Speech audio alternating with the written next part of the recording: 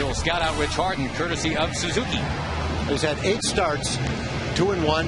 ERA is not terrible. It's close to 5. It's not where you want it to be. Still tough to hit, only 33 hits in 38 innings, but the 31 walks have really been a problem. That's the most in the major leagues. And I think if you look at tonight's game, based on how much the bullpen has had to pitch, not just in the last couple of days, but all season long, they have to start getting some relief. And it's up to the starting pitchers to pitch deeper into the game. And I guess the biggest culprit in that regard has been Rich. 4 times he's pitched less than 5 innings. 3 out of his 8 starts he's pitched less than 4 innings. So it's really important for him to come right out tonight, throw his good stuff, and get it over the plate. And that's obviously what he's been working on and what he's going to be trying his best to do. Yeah, the 5-walk first inning is not going to cut the mustard tonight. Josh Hamilton, Julio Bourbon, Nelly Cruz in the outfield. Young, Andrews, Kinsler, and Smoke in the infield, and Matt Trainer will try to steer Rich Harden towards a strike or 2 or 3. It was a 43-pitch first inning. It actually was caught by Max Ramirez in that one up in Toronto, and I think the disappointing thing about that, Tag, is that he did all that with a 3-0 lead. Yeah, he did that with a 3-0 lead. Then the Rangers scored more, and he came out and had a really good second inning. And you said, good, he's settling down. The Rangers had a 6-run lead. But then the third inning was just as big a problem for him. Same umpiring crew as we had against the Angels. And the reason for that is they just didn't want to make all these umpires split up and travel all over the place like all the teams are right now. This is a week of 2-game series back-to-back for almost every team in baseball. But though the teams have to do it, the umpires union said, well, we don't have to do that. We'll just keep the same guys in one city for 4 days. Yeah, that makes sense. So it is Kerwin Danley calling balls and strikes tonight. Former college teammate of Tony Gwynn.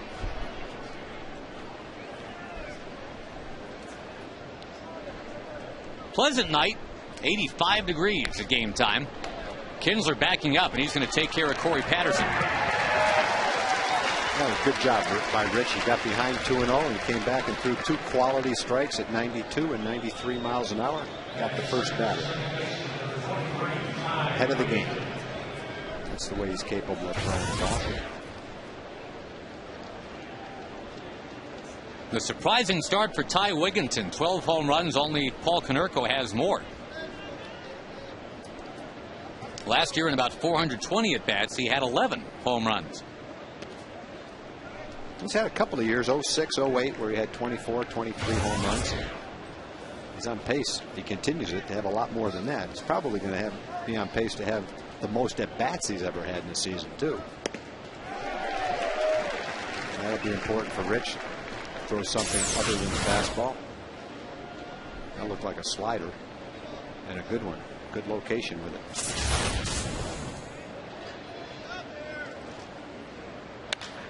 Wigginton crashing that one towards center. Back goes Bourbon. He'll make the catch right at the wall. As Wigginton was almost there with home run number 13. Looked like another breaking ball. This one a little bit better location for the hitter, and Wigginton hit it well. But Julio drifts back right in front of the wall, makes an easy catch.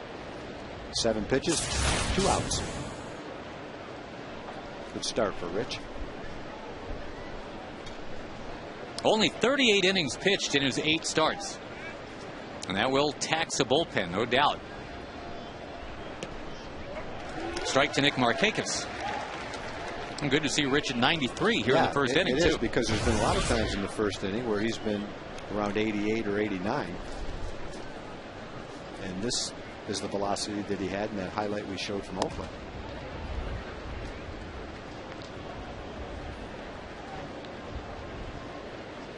The way things have gone for Rich Harden, I think it's surprising in a way, Tom. He's only got 1 loss.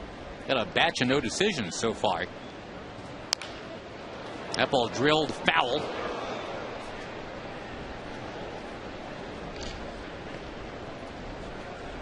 Yeah, that last start that he made, he was not around past 2 2/3 innings, having walked 6, including a record, Ranger record, 5 in the first inning.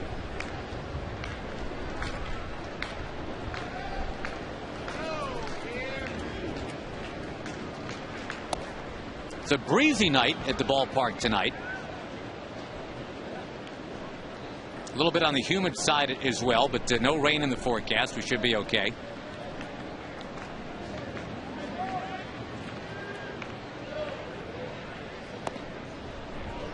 The Rangers with a 2-game lead on the Oakland A's for the 6th day in a row. That lead's been exactly 2 now for almost an entire week.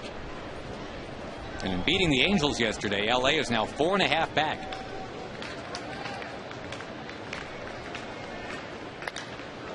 High fly ball up into that wind. Much better for Rich Harden in this first inning, huh? 1, 2, 3 instead of 1, 2, 3, 4, 5, 6, 7, 8, 9 as it was in Toronto. Elvis Andrus coming in to hit. There is no score.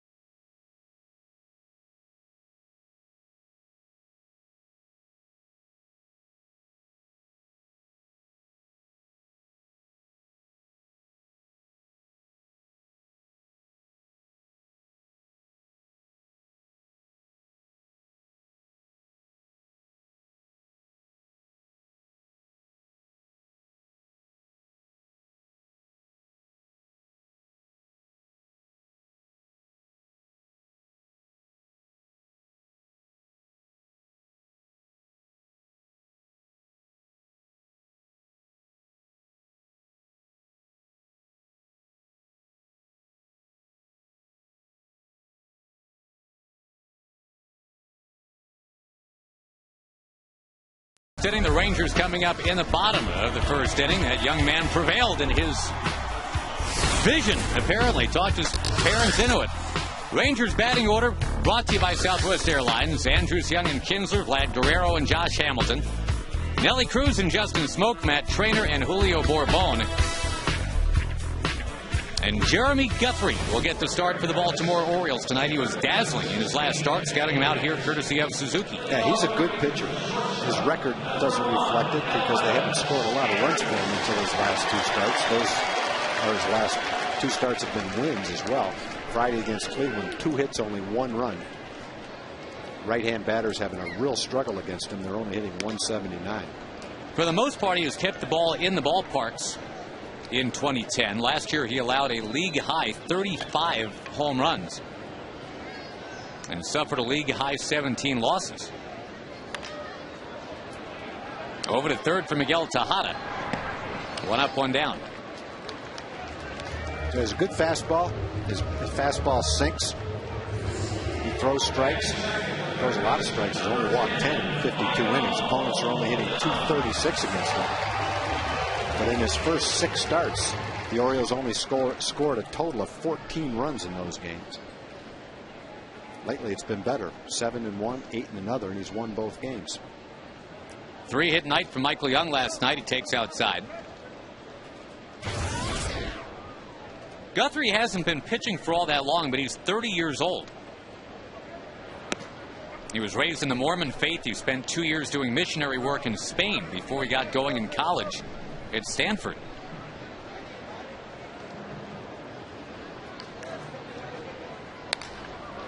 Towards second, Wigginton will flag it down and throw. Michael Young is out by a step. Wigginton's probably the biggest second baseman in baseball. No doubt. But it shows his versatility. He's played a lot of third base. He can play first base. And if you got a guy this size who provides a good offensive bat for you, nice to have him be able to play second base like that too. That's a nice play, whether you're big or little. Second basemen, even today, usually are built more along the lines of Dustin Pedroia. And it's just weird to see a big, beefy guy out there at second base.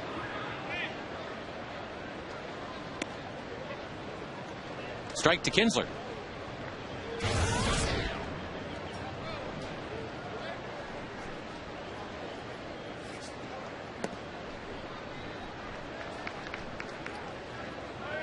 Ian seems to be settling into this number 3 spot in the order for now. Josh Hamilton batting 5th again.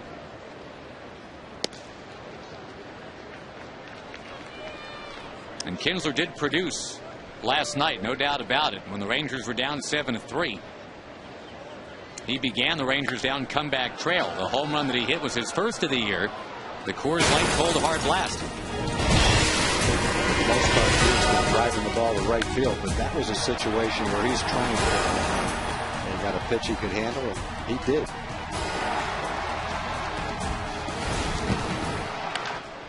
Chopped to third this time, foul. A lot of things can happen during the course of the season. Guys go into slumps, guys get hot, guys get injured, but I'd be surprised if Ian relinquishes this 3rd spot in the lineup. Seems like it's a spot in the Ranger lineup that's just tailor-made for him. Jerking that one down the line, and it curls away, foul.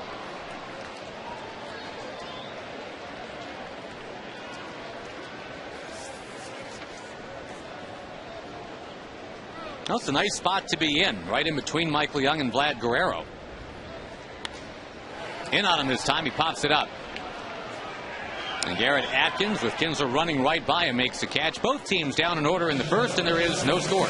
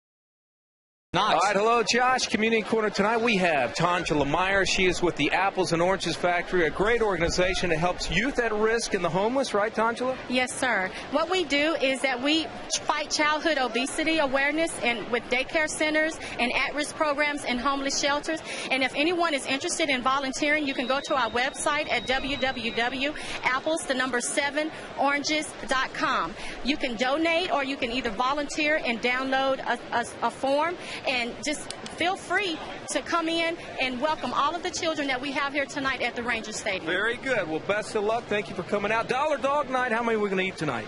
I'm going to have 25. 25. Got about 10 right there on the plate. Good luck, big guy. Appreciate it. Thank you, Josh. Wow. He's serious, too, boy. Said that with a lot of confidence. The guy's ready to punch Jim. That ball whacked into center field by Miguel Tejada. And the first base runner of the game, the former Oakland Athletic, former Houston Astro, one-time MVP, as a matter of fact, for the Oakland A's back in '02. And a return appearance to Baltimore for Tejada.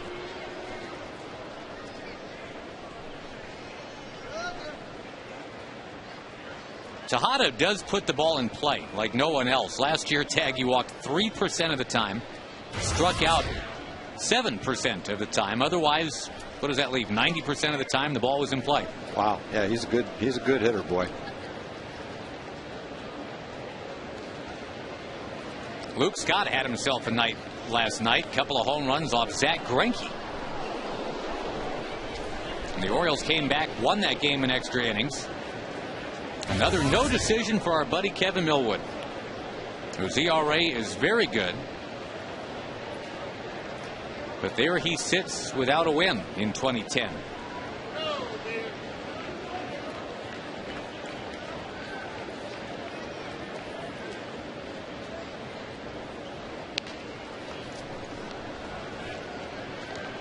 Scott, the Oklahoma State product, used to wearing the orange and black. He had a pretty good year for the Orioles last year. He hit 25 home runs, knocked in 77 runs.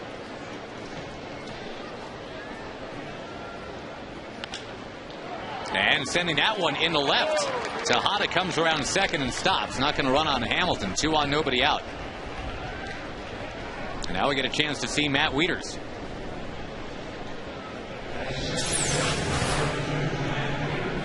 A couple of high fastballs. That one right down the center of the plate. Tejada hit a high fastball into right center field for his line drive base hit. So, you know, we talk about Rich and the need to throw strikes, and that's certainly true.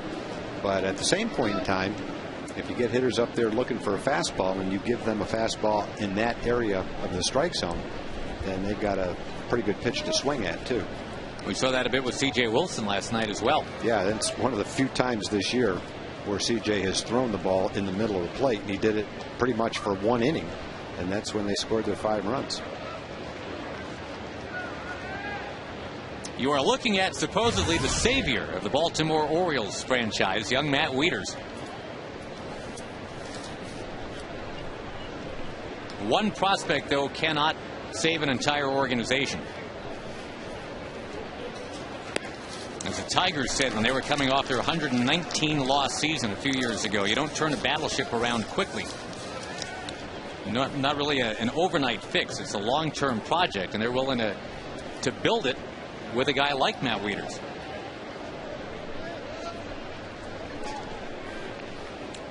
Yeah, and then when it does turn around, you hope it is a battleship, and not a luxury liner.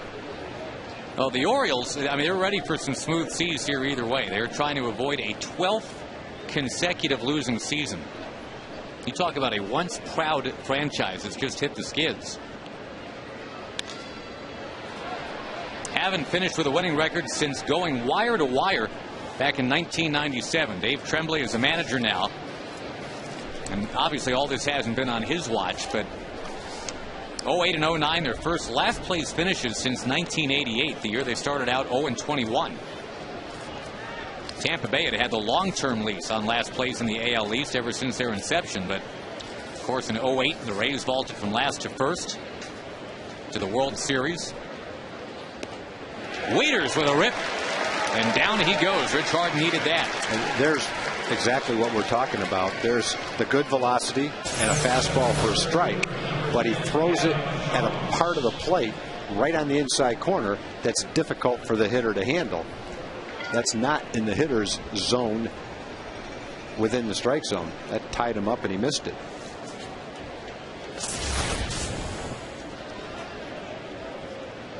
Now Rich can get out of the inning with a double play ball. Adam Jones, the batter. Jones hit a lot of balls on the ground in 2009. Had kind of the opposite problem of Ian Kinsler. Kinsler was criticized last year for hitting the ball in the air too often. Jones, with his kind of power, Orioles fans were saying, hey, don't be afraid to hit him up in the air. You got that real inviting left center alley back home. There's a ground ball. And it just sits down. Bases loaded, 1 out. That lush infield grass just swallowed it up.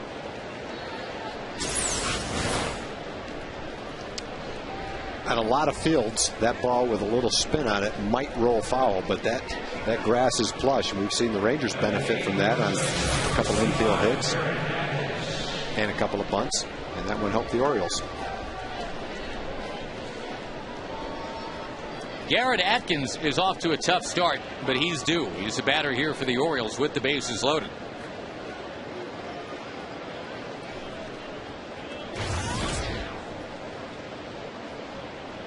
The guy the Rangers hitting coach Clint Hurdle had in his employ in Colorado for several years. We're going to be talking to Clint later in this ballgame, by the way. No swing there from Atkins, so they say. Looked like it's close to being a strike anyway. That's a strike.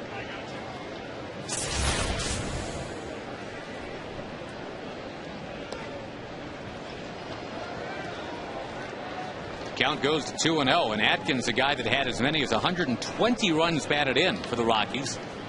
That in 2006.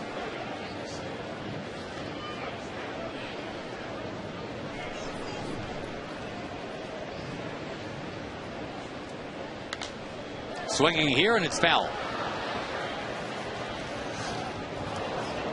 Atkins signed away from the Rockies this past offseason. He was Colorado's everyday third baseman, 05 through 09. And averaged about 25 homers, 85 batted in per season.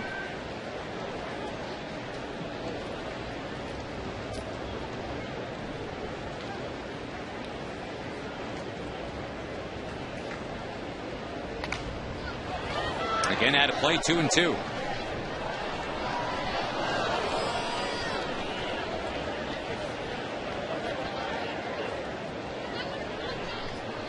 Three singles to load him up against Harden, who again has something to prove here to his team and these fans tonight after a game that did not go well in Toronto last time out.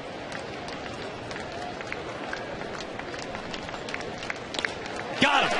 Atkins down on strikes. Well, no matter what happens this inning, even if his tourist gets a hit to drive in a run, Rich is throwing the ball well. Throwing the ball significantly better than any time except the game against Oakland. He's had a good fastball, better command of it. His other pitches, his changeup and his slider have been pretty good as well. If he can get his tourist, he'll pitch out of a bases loaded jam. His tourist is just 4 for his last 41. Seems like a guy that Rich with his stuff can go right after.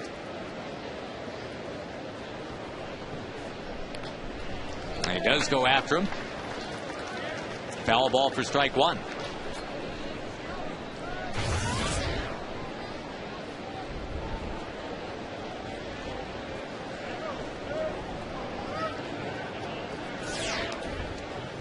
Baltimore played extra innings last night and didn't get in until real late, near dawn this morning here in Arlington.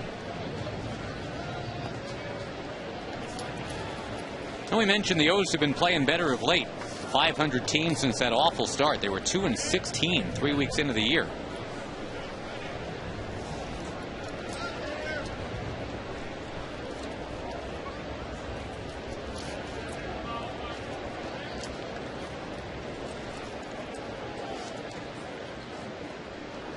That ball stopped by Trainer as the count goes to 2-1. Remember, Rich had the 13-pitch first inning, a 1-2-3 inning. And as we saw from Rich in spring training, there are innings, usually one per ball game, where trouble just seems to find him. The key is just to minimize the damage. In fact, try to avoid it at all. He's got a chance to do that here. Bases loaded, but 2 outs and the number 9 guy up. Softly in there, 2-2. He's done that a couple of times tonight. Behind in the count, throws something other than a fastball. He threw 2 straight fastballs down low and dropped his changeup in for a strike.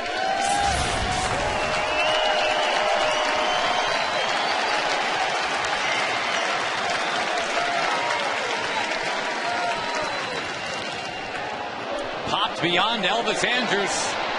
And right in between 3 fielders. 2 runs are in. The number 9 guy comes through with 2 strikes on him.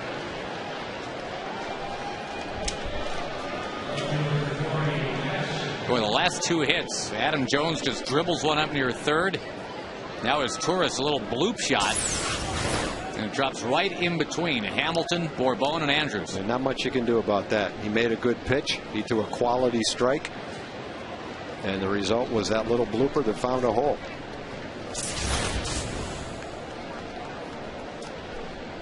So again, the conversation comes to minimizing damage. All right, it's 2-0.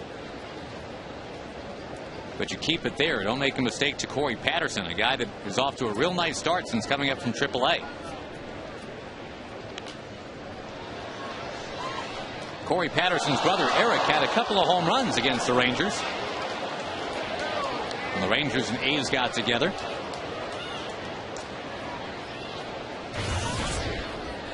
Oh boy, brought his catcher's mitt. Ball went right in his glove and popped out. Did he get the ball at least? No, I don't think he got it. I think it fell down below. The dad saw where it dropped. I think he talked to someone that got it and was going to give it to the little boy. Oh well. Life's like that sometimes, unfortunately. Yeah. A 25-pitch inning already here for Harden.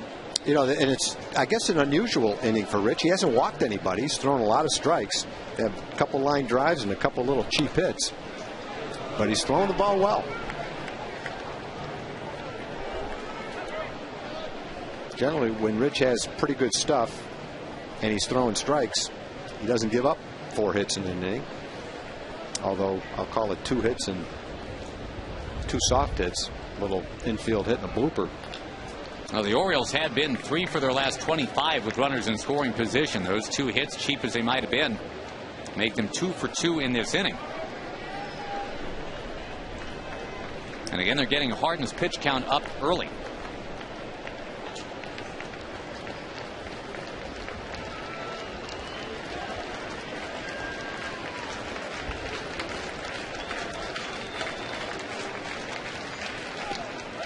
Harden out of the inning. Damage indeed kept to a minimum. Baltimore scores twice on the blue pit from his Taurus.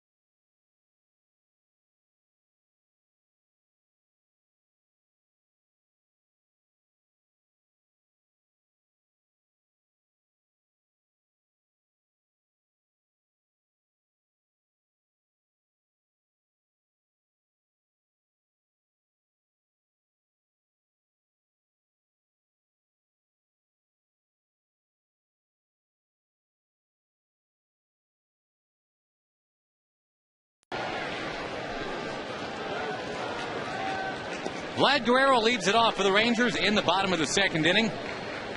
And Vlad only 1 out of 14 lifetime against tonight's starter Jeremy Guthrie, who looked good in the first tonight. Vladdy now 1 out of 15 against Guthrie as he grounds back to him.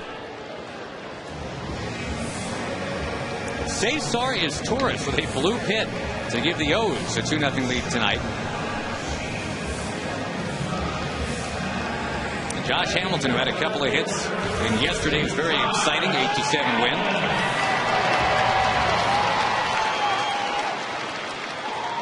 Getting bumped down to that number 5 spot and responding with a 2 for 4.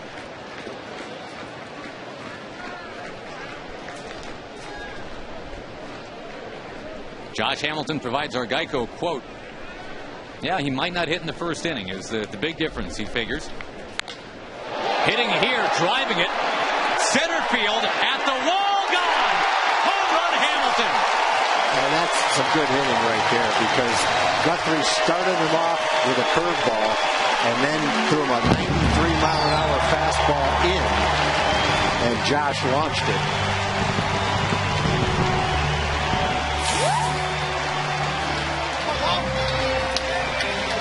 He ties Vlad Guerrero for the team lead. That's number 8 for Hambo, all in the last 4 weeks.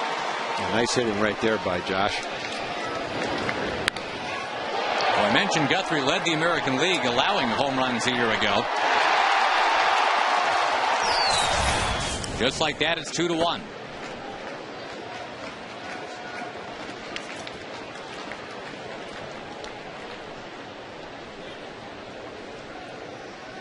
When Hamilton was hitting third, what you had naturally, I guess, Tom, was a breaking up of the righties. You had Andrus and Young, then Hamilton the lefty, then Vlad Guerrero the right-hander. As it is now, you got 4 righties in a row. Off of Tejada, down the left field line, Nelson Cruz coming through. A double with 1 out, and Justin Smoak to the plate. Yeah, and I think that's probably a bigger issue if you've got 4 straight left-handers batting in order. But when you've got Andrus, Young, Kinsler, and Guerrero, you've got 4 good right-hand hitters. And even if it's a right-handed starter or a right-handed guy out of the bullpen, that's not that big a problem. I mean, Josh is pretty well protected right between 2 right-handed hitting power hitters. So I think it's a good spot for Josh right there in the middle of the lineup. I think based on their talents, Josh is an excellent 5 hitter. I think he is an excellent number 3 hitter. Smoak is going to pop one towards left, shallow. And corralled by Corey Patterson.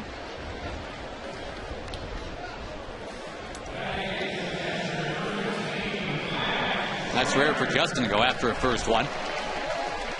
We'll see if Matt Trainer can save the inning.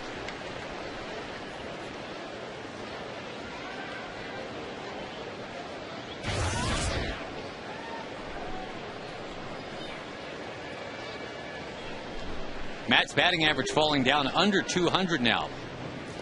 6 of his last 42, but still handling the pitching staff so well.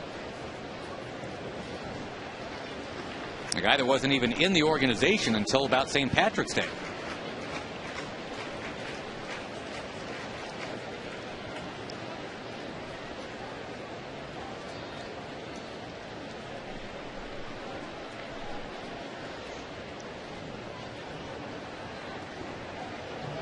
We're now at the quarter pole of the season. 40 games along. And the Rangers at 22-18, a 2-game lead in the West.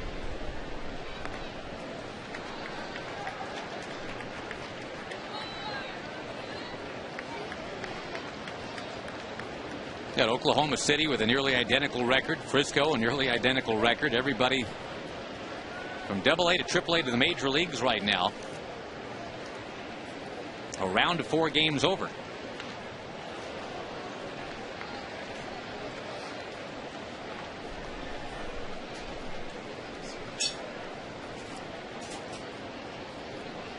"92 wins is what Nolan Ryan predicted. If you've been out here and seen that sign, that's the tote board that the fans have put up out there. They're 22/92 of the way to the goal.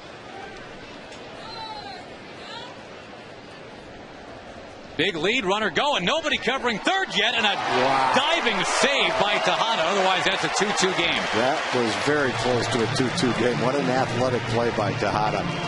You don't see someone steal third base with 2 outs that often, but it was kind of the element of surprise. And the throw almost sailed right into left field. Tejada was a little bit late getting there. The throw was right over the bag, but saved a run with it. Trainer stretches out and fouls one. The Rangers stay aggressive on the bases. That's their 40th steal of the year.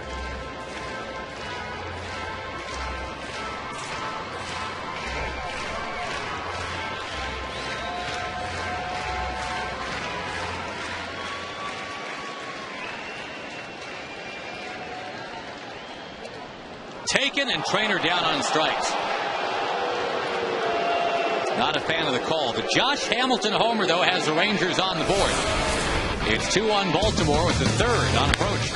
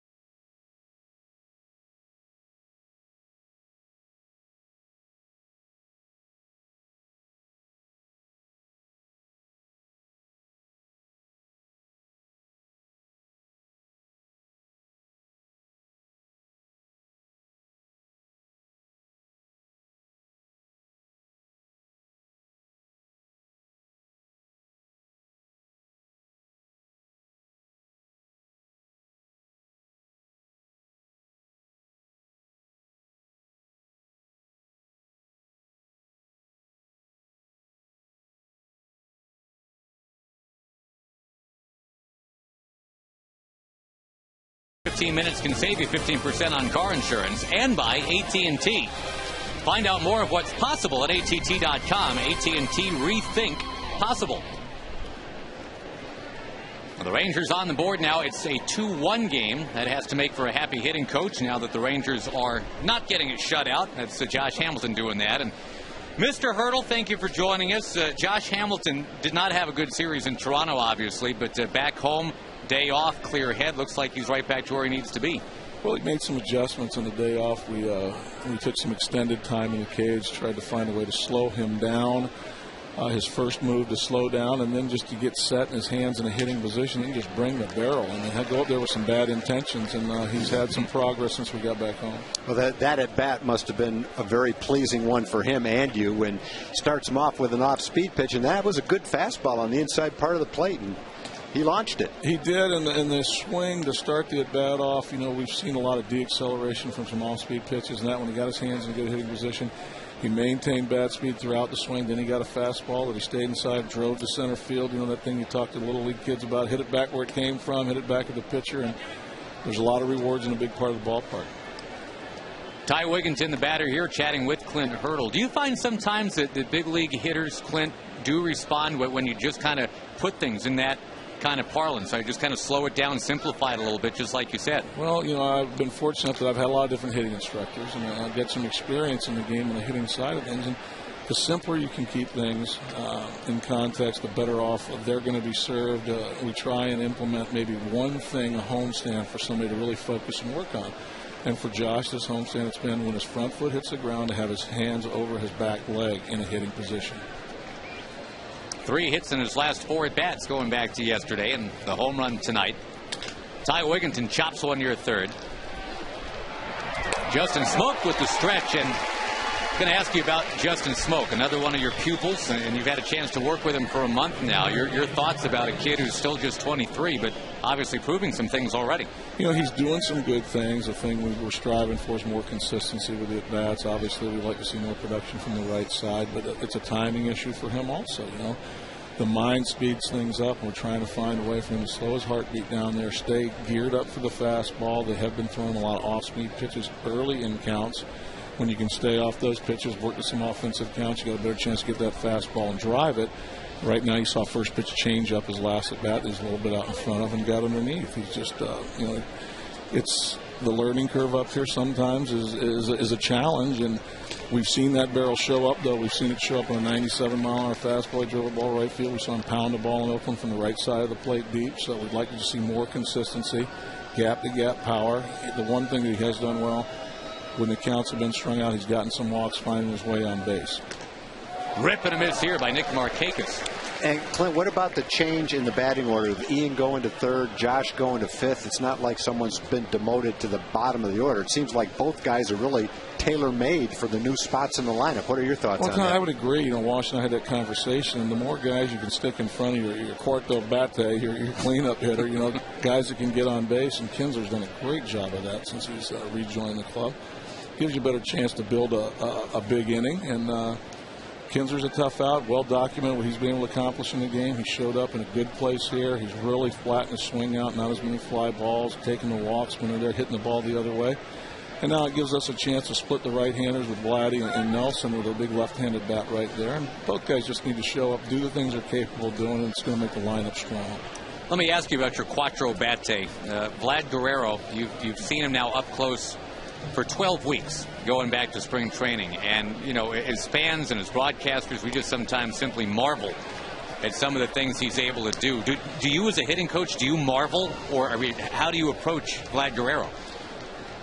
Make sure he doesn't miss a turn at the plate. I've actually had one extended coaching session with him. It was early in spring training after a couple weeks of play. I just saw a corkscrew approach the plate to get his load. He was turning his numbers for the pitcher. I showed him tape back from 04 and 05 with the Angels to his MVP season, what we were seeing in spring training. He looked at it and goes, oh, my goodness. And he's made that adjustment. He stayed with it. The beauty about what he does, if you watch him work, there's nobody more professional when they take the field. He's the first one out here for BP. He's the first one out to get ready for the game. With runners in scoring position, very rarely do you see him pull a ball. He hits the ball a big part of the ballpark. He can expand outside the zone and still get the barrel to it. You saw him take a 2-iron, hit one off the tarmac last night for a homer. So the skill set's so unique, and it's just been a pleasure to work with. He's a Hall of Famer. Big swing and a miss from Miguel Tejada. Another guy who plays with kind of a joyful abandon out there. And, Clint, before we let you go, just real quick, one project for the Rangers right now would appear to be, and it seems like he's making some real strides, is Julio Bourbon. So many people were expecting big things out of Julio, and I think it's important to remember the season's only 25% of the way old, and it looks like Julio is coming along right now. He's making some progress. Obviously, it's been slower than he wants or we want. He showed up so well in spring training, but again, it's spring training, and now he's having to counterpunch. They're attacking him early with off-speed stuff. They're throwing a lot of strikes. He's not been able to get on top of counts, and what I mean by that is hitting a lot of offensive counts. He's had to be more reactive at the plate. We're just trying to flatten things out, hitting the ball on the ground, hitting the ball hard the other way, and then when they spin him and they leave in the middle of the plate, they go ahead and pull the ball with some authority. So he's working hard. It's hard to keep your confidence when you're battling. Your numbers aren't what you're accustomed to be, but when you're on a winning team and understand the importance of your role and just going up there, simplifying things one pitch at a time, one at bat at a time, finding a way to first base and finding a way to score a run. He's having some success along those lines right now. Clint Hurdle visiting with us. And Clint, one more before you go, just for you personally, now that it's been 40 games along, do you feel like a Texan? Do you feel like you're at home here? Well, no doubt about it. This has been a seamless transition. I've gotten to revisit a passion of mine, the offensive side of the game. Great group of players. The organization welcomed me with open arms over the winter, getting to work with Walsh again. We've got history. The coaching staff here has been so supportive and helpful. It's right place, right time for all the right reasons. We want to win the division. We want to win a World Series, and this is the perfect place for me to hopefully help make a difference. It's been a marriage made in heaven. Thank you, man, for everything. Appreciate you joining us. Thank you. Clint. All right. Clint Hurdle. And the irony is that the man that he replaced, Rudy Jaramillo, is someone he also knows very well. Back in 1994, Clint was a first-year roving hitting instructor with the Rockies. Rudy Jaramillo was manager of the Rockies' short-season Class A affiliate in Bend, Oregon, and their paths would cross all the time.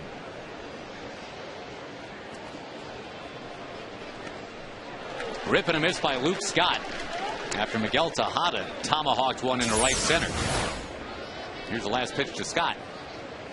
Good fastball right at the top of the strike zone, right on the inside corner. Scott, the last time up, lined a pitch out over the plate into left field for a base hit. Trying to get in there again. You can see Trainer shifting his weight inside, and there's the pitch. Just didn't quite get the call.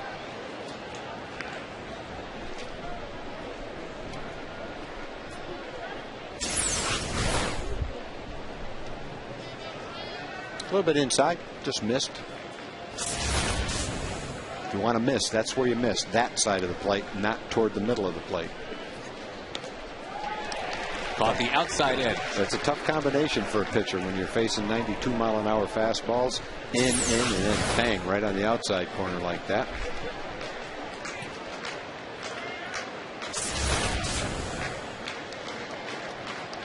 The pitch count already at 60 for Harden. Trying to take care of Luke Scott. He did. He struck him out to end the inning. All right, thanks again to Clint Hurdle for having joined us. It stays 2-1.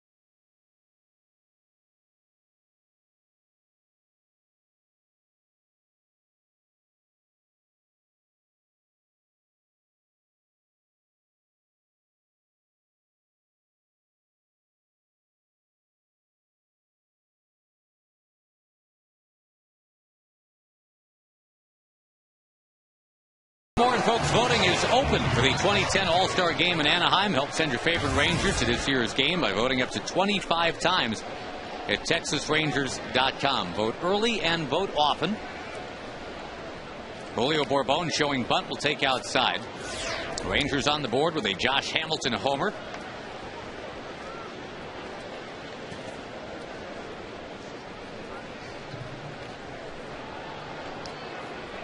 Rangers have gone 8-1 in their last 9 home games, and they're up to 15-7 overall here at home.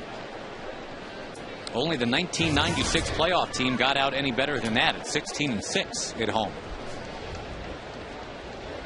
Bourbon chops it, and it gets by Tejada.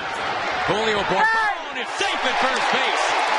That's exactly what Elvis did in last night's game. He showed bunt a couple of times. The third baseman came in, and Elvis bounced it over his head for a double and scored the winning run on Michael's hit. Showed bunt the first 2 pitches. Tejada comes in. He chops it over his head. His tourist makes a nice play, but he beats it out, and that's his game. Hit the ball on the ground and run. If the third baseman plays back, you bunt. If he comes in, you've got a better chance to hit the ball by him. Tying man with great speed is on. Bourbon, who had a steal yesterday, is 6th of the year.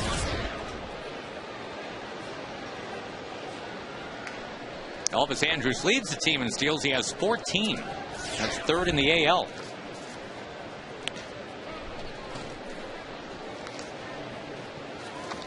I want to thank Shirley Coast, our cookie lady. New batch of cookies tonight, Josh. Carrot cookies with orange icing. Is that what that was? She said to think of it like you were eating vegetables. You won't worry about eating the sweets quite so much. And also Randy and Claudine Geisel, 2 season ticket customers that travel to watch the Rangers on the road significantly, sent me a very nice little golf statue that they picked up along the way, and I've got that prominently displayed. Thank you, Randy and Claudine. Andrew showing bunt will take a strike. What's that a golf statue of? This little goofy guy that's probably not a real good golfer. I didn't know I was immortalized in a statue.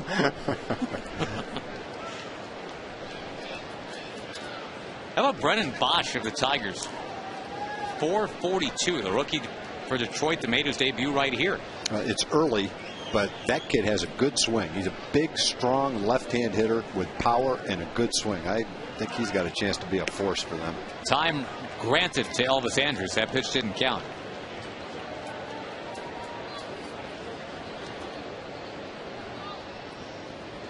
The Tigers tonight are out there in Oakland taking on Dallas Braden and the A's. Justin Verlander against Dallas Braden tonight. Guys who have thrown no-hitters, if not perfect games. Good battle in Chicago, too, between left-handers. Joe Saunders and John Danks going at each other tonight. Now the Angels losing again 1-0 in the fourth. Danks has stayed top 5 in the league in ERA pretty much all year. C.J. Wilson fell out of the #1 spot yesterday. In fact, he plummeted down to number 8 after what happened to him yesterday. Well, number 8 plummeted out of the top 10. That was Jared Weaver. That's right. The overall body of work for CJ is still outstanding. But yesterday, 7 runs allowed in his last couple innings, having allowed 8 runs total in his first 7 starts.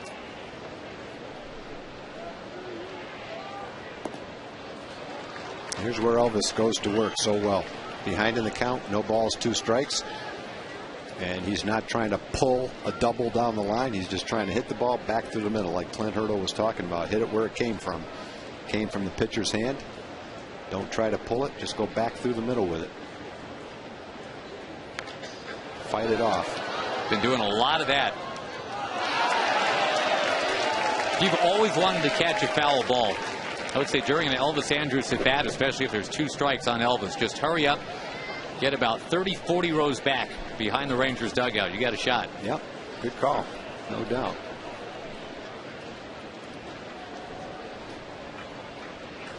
Bourbon still not going. That ball fouled back by Elvis. Andrus having hit safely in 17 out of 18 games now, and he is top 10 in the league in hitting. It doesn't appear that he's just some interloper up there. I think we can get used to seeing Elvis among the top 10 for many years. And when you look at his approach right now, which is not trying to pull the ball, using the whole field, swinging at strikes, being patient, bunting, sacrificing, hitting behind the runner, all the things that he's doing lead you to believe that he's going to be a guy that can hit for average. The other thing, when you look at where he started last year when he was 20, he's 21 years old right now, and you can project at normal improvement rates. Nice to imagine what he's going to look like when he's 25 or 26. Another foul ball to right, and you know he does things. Ron Washington was talking about this before the game. I mean, he hits to all fields. He does things that are not just dazzling and instinctual on the field, but yesterday he went in so hard at second base trying to break up a double play. I mean, real aggressive slide. Just a smart ball player. Then another foul as he lunges for it, and again puts it about 30 rows back behind first base. And most of these pitches that he's fouling are good pitches from the pitcher. Up and in, down and away. The pitcher can't make good pitches all the time. And what the hitter, like Elvis, is just waiting for, get one down and right out over the plate, and he'll drive it into right center field for a double. I love what Brandon Inge of the Tigers calls it, sorting through the junk mail. Yep. Nope, not that one. Nope. That sounds like one that Ernie Harwell would have come up with. Yeah, you know what? You're right.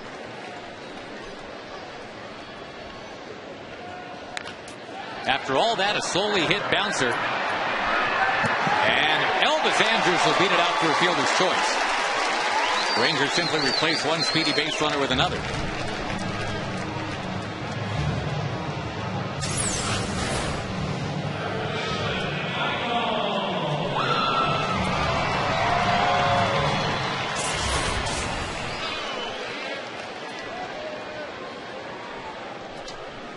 Now let's see if Elvis is on the move at any point here. Michael Young swinging a pretty hot bat, though.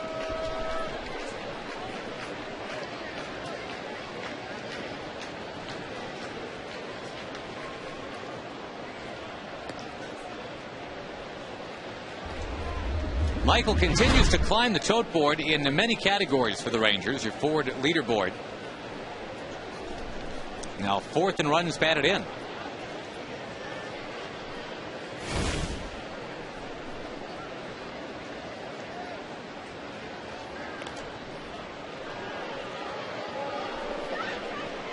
Big night for Michael yesterday. The game-winning hit, as it turned out. Rangers had to overcome a 7-3 deficit in that game.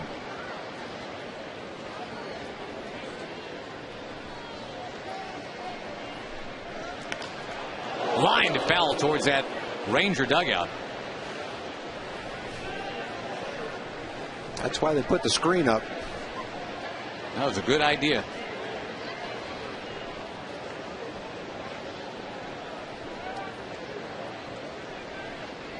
Michael had that look for a moment like, sorry about that, Chief. Only problem with the screen, and you just have to put up with it, is you can't see the game very well from the normal seats on the bench. So they've had to add benches right near that screen, and a lot of guys have to stand up to watch the game. But with safety in mind, that's a small price to pay. That's a lot of millions of dollars right there. Protect your investment.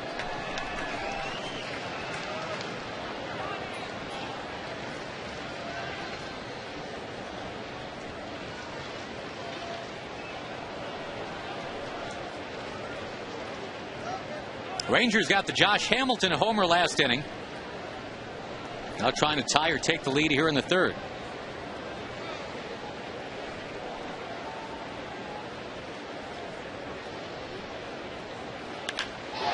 Lined in a left field base hit, Michael Young. And it's kicked in left field. Young is on his way to second base. Sliding in there just ahead of the throw. Runners in scoring position now for Ian Kinsler. Michael hit that ball hard.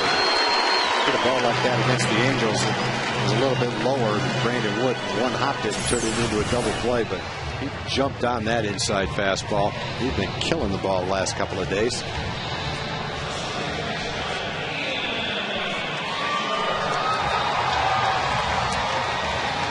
Elvis was going to go to 3rd anyway because Patterson was fairly deep in left field when he first made contact with his glove in the ball. I don't think Michael would have gone to 2nd, though. They are scoring at a double, and I'm with you that it looked like he was going to stop at first until it was kicked. But if they rule he had a long way to run, and the fact that he slightly bobbled the ball was meant because it was a tough play, I could see him giving him a double on that. First base open. Kinsler waves and misses, and just a fly ball of any depth is what you're looking for now.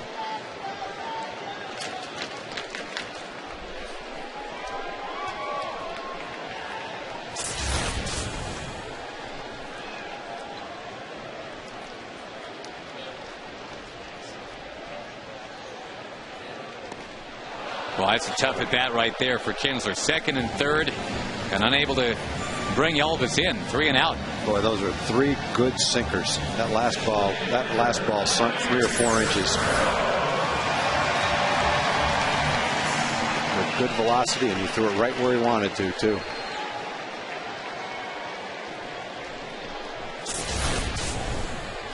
Big strikeout right there for Guthrie. Now Guerrero rolling one towards short. Now the Rangers had a nice little scoring chance right there, but they couldn't cash in. It stays 2-1.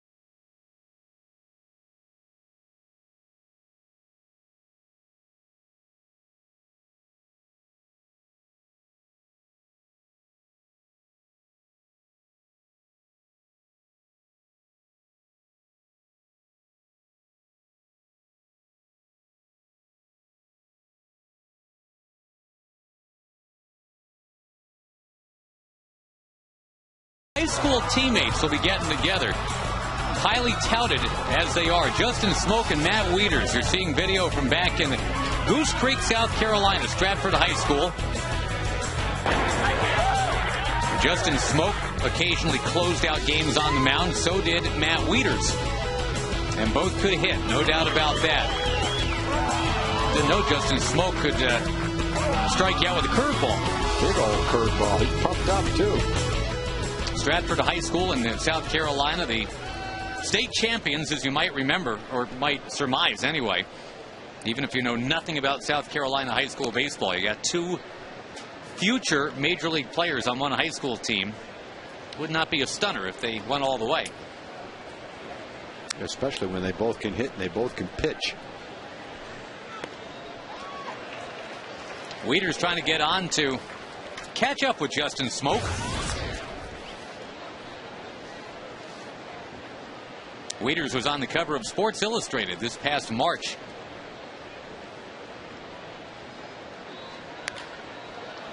Well, he'll be able to say hello to Justin just for about a second here as he passes him.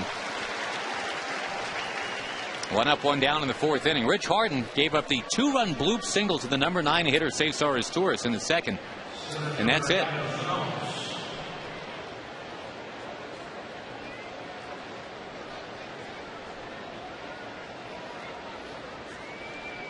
Well, the Rangers were obviously, and Rich was too, looking to bounce back from that start in Toronto. And even though he's given up 4 hits and a couple of runs, he's throwing the ball well. Thrown a lot of strikes. He's had good velocity. 2 of the 4 hits. One was a 60-foot dribbler down the 3rd baseline. The other was the blooper you just talked about. A jam shot right off the handle. He's had good off-speed pitches too. His slider and his changeup have been effective.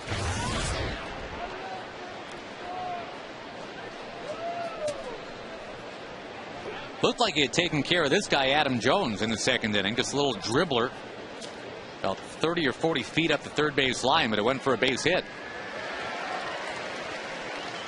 And just about all his fastballs have been at least 92 miles an hour. A couple a little bit below that, and a lot of them around 94. So not only has the command been better, the velocity's been better too.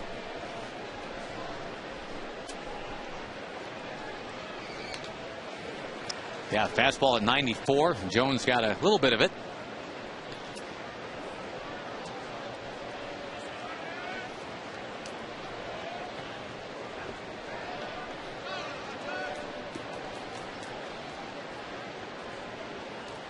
Hits are even, 4 aside. Harden has only walked 1 in the game. That's probably the best number we can report.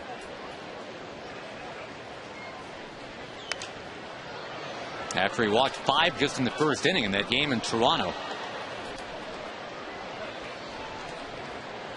The Rangers' team ERA has taken a bit of a beating, including that game. The last 5 games now, the team ERA is about 8. They did give up 7 runs yesterday, but again, they rallied to win.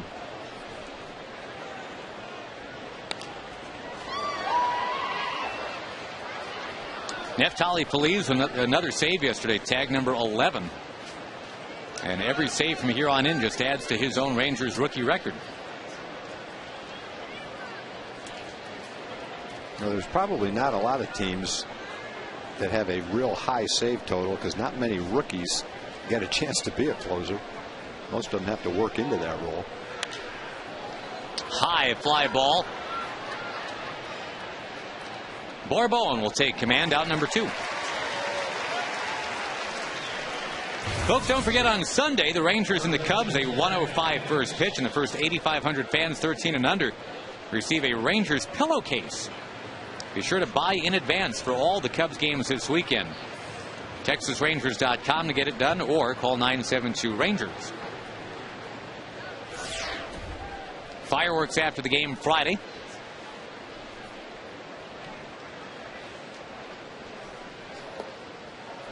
Rich Harden, as you may know, a former Chicago Cub, will not be able to pitch against his former team. He gets the Orioles instead tonight. Boy, two good change. Hard sliders. Slider, well, yeah. It's hard to tell the difference. You know, I try to pick the difference based on the radar gun speed.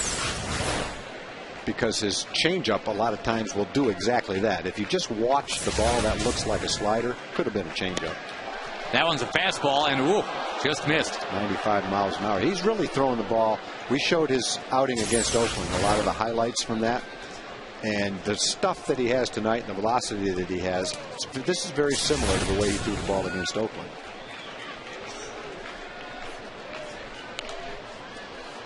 That ball poked foul by Atkins.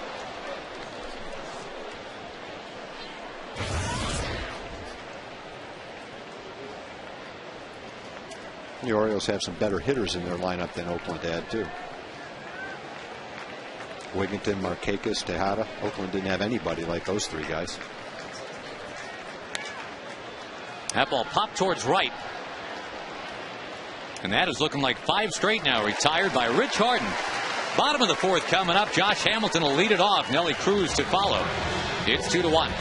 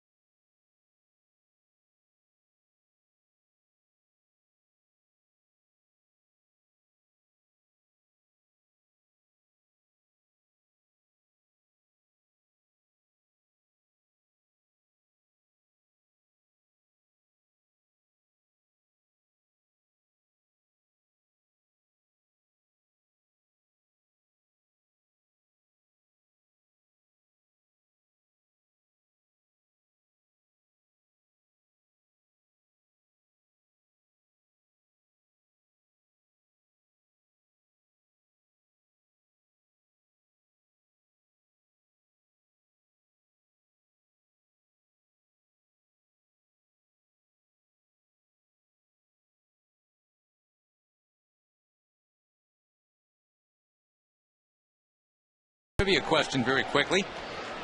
Most runs scored by the Rangers in an inning. Well, that was against Baltimore. It was 16 in the bottom of the 8th. Can you name the former Texas infielder who pitched for the Orioles in that record-setting inning?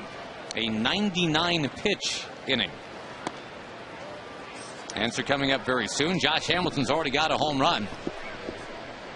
And is up in the count 2-0 on Guthrie, a guy that allowed 35 home runs a year ago. Hamilton to left, trying to do it again. He has done it again.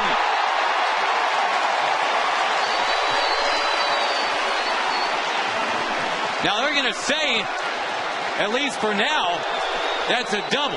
I think they're going to have to review that. It sure looked like it got out. It hit something and came back. The question is, did it hit the top of the wall and come back? Did it hit the wall, then the back wall and come back? To the naked eye, it's very difficult to see. It obviously came back to the field, but we'll have to see a replay to find out. Well, your Coors Light freeze cam, they're going to go look at it, or at least confer. That's a home run. That is a home run. Oh, wait a minute, let me see. No, it hit that stanchion, right? Yeah, it hit behind the fence. Yeah, that is absolutely a home run. They're going to have to reverse that. No, they're not going to look at it. They're not going to look at it. But it's a home run. That ball's over the wall. Unless that's part of the wall in the ground rule. I'm not aware that that stanchion is a part of the wall. I mean, I thought I knew every ground rule here. That was over the wall and off the stanchion, according to what we just saw. And now this ball is barely foul by Nelson Cruz. That was close, too.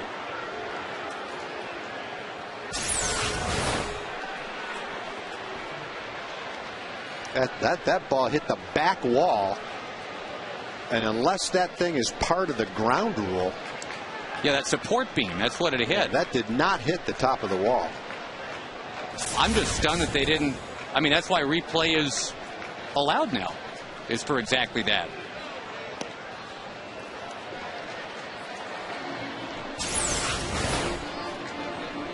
And that would be a new one on me. We'll go and ask. That hit the back of that stanchion. Yeah. That didn't even hit the straight part of it. Now a ball popped towards right. And Hamilton is tagging and is going to try for third. They got a real good throwing the ball kind of outfield here, especially with Markakis and right. But Hamilton speeds to third anyway. And if he scores eventually here, I guess it's no harm, no foul. But there's no way that's not a home run. That's a home run. I can't believe they didn't look at it. I mean, I don't mean to be a whiner about it, but that back wall, if you hit that back wall, it's a home run. The other thing about the stanchion is the umpires can't. We can see that because we got an overview of it. There's no way they can see those things. That ball went 3 or 4 feet over the fence and came back. That's a great look at what you're right. The umpires can't see. I mean, there's no way. They don't have the slightest idea that's back there. They're not 20 feet tall, so there's no way they can see that. But that is precisely why video replay is now allowed. I'm absolutely stunned that they didn't take a look at that. Well, they their eyes deceived them, unless there's something going on that we don't know about. Well, again, unless they're aware of a unique, little-known in-stadium ground rule that we're not, that those stanchions somehow are part of that front wall. As close as those are together, I can't believe that hasn't happened a lot of times before. With the infield in, Wigginton makes the play on Justin Smoke, and now 2 out. Now, this is a 2-1 game. If Hamilton doesn't score, that's a huge play.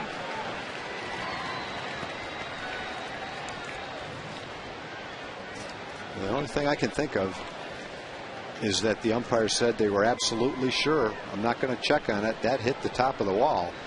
If that's what happened, they are very wrong.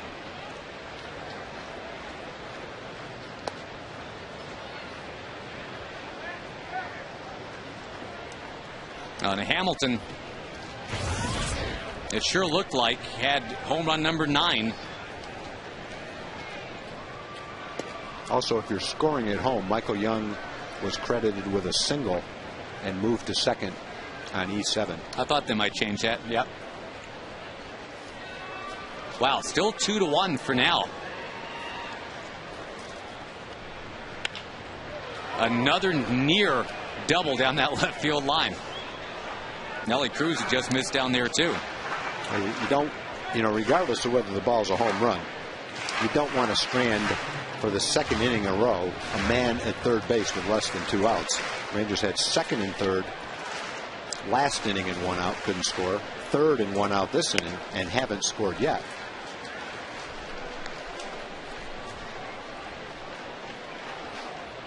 That was a great angle that we got, that last angle showing the back wall and exactly what it looks like back there. You can see why it would be a tough call for an umpire to make. And that hit the back corner of that support too.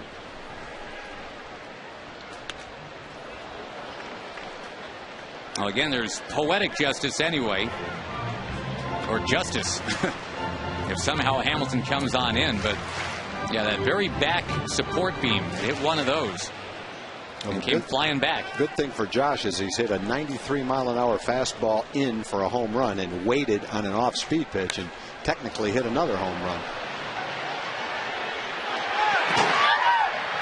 Into the crowd it goes, and Trainer's still alive at 2-2. So whatever, and Josh, whatever they've worked on, you heard Clint Hilberto talking about getting his front foot down early enough to have his hands in a hitting position.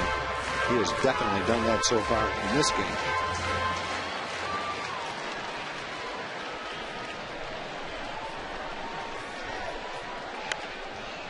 Little bloop.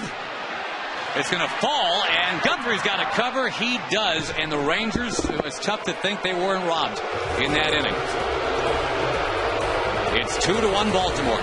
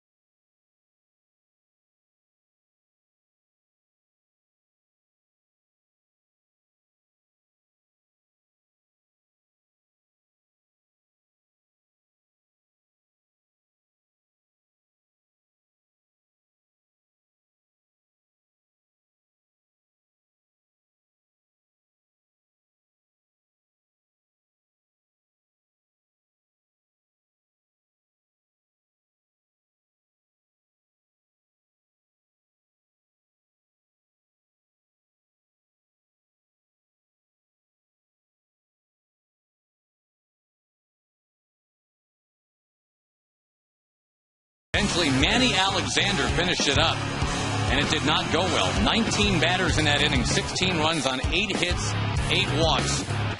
One Manny Alexander wild pitch. And Steve Busby joins us right now. You never had an inning like that. I was going to say, I wasn't involved in that, contrary to popular belief. No, I had nothing to do with that. I mean, Kevin Elster hit the grand slam off him that day. Yeah, that's right. I'll always remember that one, Tag, because I was working for the Orioles. I've told you this story. I was their post-game guy waiting in the bowels of the stadium here for the game to end. It was a 59-minute bottom of the 8th inning. I just stood there listening to Eric Nadell's call for an hour, and it just would not end. So, all right, we bring in Steve Busby, and we ask him, I guess, to help us try to figure out why the heck the umpires wouldn't go take a look at what we saw on replay was a pretty obvious home run. Josh, I have no idea. Yeah, I thought it was a home run, and it's up to the umpires, I guess, as to whether they want to review that or feel it should be reviewed or not. But, I'm sure Ron went out there and said, hey, take a look at it. And they said, no, don't have to. Cesar Izturis came into this game 4 for 41, and now he is 2 for 2. He had the 2 RBI single back in the second. Yeah, it just seems like if it's even close and a manager wants it reviewed, that it's up to the umpires to go ahead and review it. Yeah, I would agree with you. I mean, you can't tell. The naked eye cannot tell on those kind of balls exactly what happened. I agree with you, Buzz. I think he said, I'm positive it hit the top of the wall. Yeah. It's just a perfect example that the naked eye can't see that kind of thing. Well, and, if they're not going to use the rule in that kind of a situation, I don't see any reason to have the rule at all. Don't even bother having it. Yeah. Corey Patterson showing bunt, and foul tipped it for strike 1. Dana DeMuth is the crew chief, and he's the one that would indeed decide to go on in and look at it or not. And he also has the next time a manager comes out to that crew and says they want to look at it, they're going to go ahead and look at it after they see the replay after the game. Well, and and these are, as you guys know, I mean, they're total pros, and they'll be embarrassed. They'll be chagrined when they go in afterwards and take a look at that, and I'm sure they're going to feel awful about it. But it doesn't help Josh Hamilton right now. Doesn't help the Rangers either. Who knows what the final score of the game is going to be. But the other side of it is the Rangers had a man on third and less than 2 outs, and you need to bring those runs in anyway. Yep. And the Rangers missed a chance 2 innings in a row to do that. That's why it's 2-1. Yeah, that second and third chance that they had in the third, it was very enticing. Buzz, what about Rich Harden after his miserable outing in Toronto? Looks a little better tonight, don't you? To say he looks better, I think, is understating the point. In comparison, yeah. He has much better command of his fastball. He's been spotting it up very well. I'm not sure that his off-speed pitch is what we've seen it in the past in comparison, but that's he has plenty to work with, and he's doing a pretty good job with what he has out there. Big thing is he looks in control of himself to me, Tom. I don't see a guy flailing around, having his body flying all over the mound and being off balance a lot. I see a guy that's pretty much under control tonight, and that's certainly, in Rich's case, is going to lead to better consistency in the strike zone. 1-2 to Corey Patterson. And he made just enough contact to hang around. If nothing else, Rich Harden came out tonight, Buzz, and established that it was not going to be the same old in the first inning. He had that 5-walk first inning in Toronto and moved very swiftly tonight in the first. Yeah, and that was big for him. You always have a doubt, I think, Josh, in your mind until you get out between the white lines, and you don't erase what's happened in the past until you do it physically and mentally. And going through that first inning, going through the first hitter was important. Right in there to strike out Corey Patterson. Harden struck out the side in the second, even though he gave up the 2 runs in that inning. Now has 5 strikeouts for the night. He didn't throw it where he wanted to, but it ended up in a pretty good location, and he got strike 3. And it really seems, having watched all of Rich's starts, that his best fastball he had against Oakland, and tonight is probably the second best fastball he's had, don't you think, Buzz? Yeah, and command-wise, I think, especially, Tom, it's I don't think, Rich isn't one of those guys that anymore is going to top out at 96, 97 miles an hour. He might have his first year or two in Oakland, but and unless a guy throws that hard, I don't really care what his velocity is. You know, if he spots up his fastball, he's going to be able to pitch with it, and that's the important thing. Right. I'll take 1 walk, 5 strikeouts from Rich Harden. Yeah. Well, you know, he came into the ballgame averaging almost 2 base runners per inning throughout the season, and I don't care how good your stuff is, you can't pitch like that and be successful. Ty Wigginton with a 9-game hitting streak on pause right now, 0 for 2 tonight. By the way, if you've got a question for Steve Busby, you can text your questions to 57538, the keyword Rangers TV. Yeah, and some of these questions have been a little bit tough lately. You got to back off on that, folks. For me, anyway. Matt can probably handle that tough questions, but what are they asking? Like the speed of an unladen barn swallow and stuff like that? No, there was a philosophical question the other day about when should you be concerned about a team they were playing in Toronto doing the games. I don't know when you should be concerned. That's a philosophical question. I can't answer that. Now keep them straight for Buzz, will you, people, please? Yes or no is better. Infield, the double play depth, the 1-2. And we are seeing a lot of foul balls here tonight. We were talking about that with Elvis Andrus. The ability to just foul him away with 2 strikes on him. Boy, how drive a pitcher crazy when you do that to you? Absolutely nuts. You know, in Elvis's case, especially because in the last 3 or 4 games he has done that and making good pitches just off the outside corner. He's fouling them all off. Yeah. Then you come inside, he won't swing at it. Bouncing away from Trainer. And no play, and now no double play possibility on a wild pitch.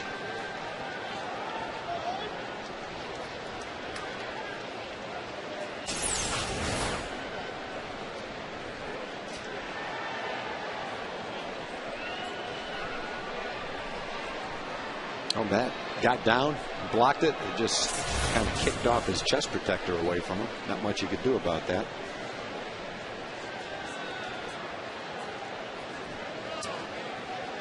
The 2-2 to Wigginton. Yes, he did. Yes, he did.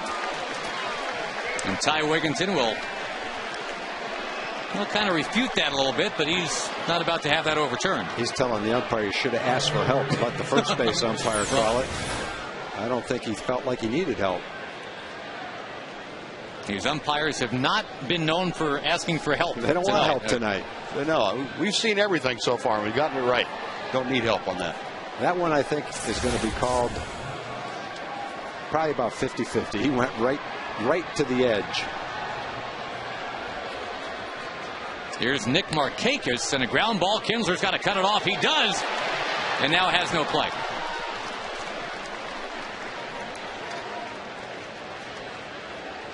It'll be first and third now for Miguel Tejada. Here's an Ask the Analyst question, by the way, for Steve. Not philosophical, just no, you're right. Straight up. Who's your favorite catcher? Yes. Oh, that was a yes or no question. Not who. Buck Martinez. Buck and I worked together when I first came into AAA ball, and we both spent a lot of time working with each other there. And then when I got to the big leagues, Buck was up and down a lot. But when he was up, and I really enjoyed pitching to him.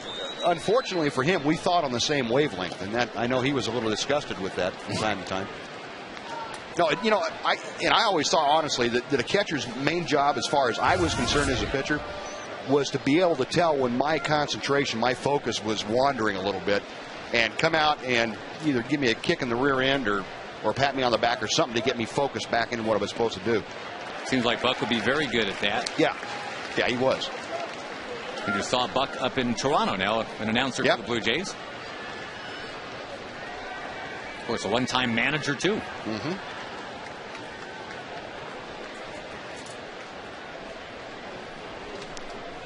Ball and a strike to Miguel Tejada.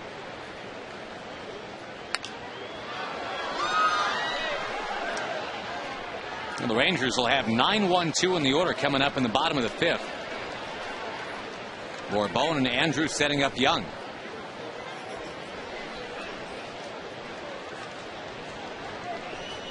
Once again, Steve Busby will be part of Rangers Live after the game tonight. Right now a 2-1 lead for Baltimore. Towards second, and Kinsler waiting on it. Thank you, Mr. Busby. You're welcome, guys. Appreciate it. Thanks for having me up there. See if you can't go get that call overturned for us. Okay, I'll do what I can. Thanks. Crack the whip, will you?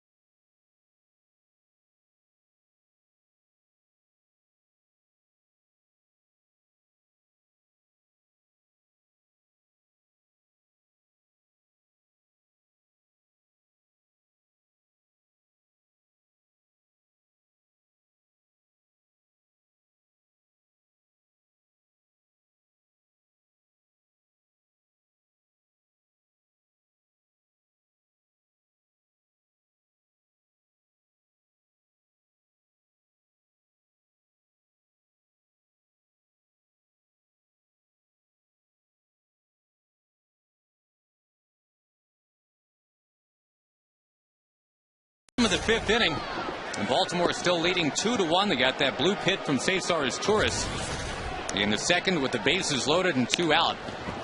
And the Rangers had to, well, they had a chance to tie it up. Looked like they had tied it up in the bottom of the 4th inning, but Josh Hamilton's apparent home run was called a double. Now a ground ball to second base, and Bourbon is out. We get you to our BBVA Compass video summary. Talking about Rich Harden tonight, Mr. Grieve, and obviously a lot better tonight than he was in Toronto. I think he's thrown the ball really well tonight. Yeah, he had the 1 inning where he gave up 4 of the 5 hits. One was an infield dribbler. The one that hurt was the bases loaded 2-out blooper. But for the most part, he's located his fastball well. He's had good velocity. And he's pitched, now into the 6th inning, which is nice to see. That's what the Rangers were looking for from him tonight. In the meantime, Jeremy Guthrie, who had a 2-hitter his last start, that against the Indians. Not quite that tonight. It's been 5 hits, but he's winning 2-1.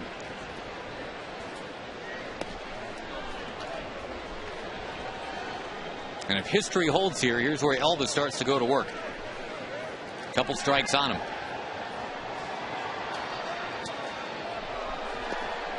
Well, Guthrie's coming off a real good start against Cleveland. 1 run in 8 innings, and a win against Minnesota. Quality start, 6 2/3. 3 runs, 1 walk, 5 strikeouts.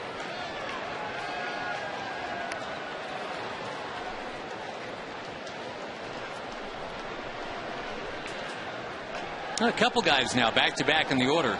One who's already emerged as a quality 2-strike hitter in Michael Young. And one who's beginning to prove that he can do that as well, hidden in front of him in Elvis. Ooh, but not this time. Fastball riding in. Rangers and the Cubs this weekend. Again, Friday night, Saturday night, and Sunday afternoon. Saturday, 6:05 first pitch. Rangers yearbooks to the first 20,000. Wade Bowen performs on the North Lawn, presented by Budweiser after the game. Tickets are going fast. 972 Rangers or TexasRangers.com. 2 ways to get them.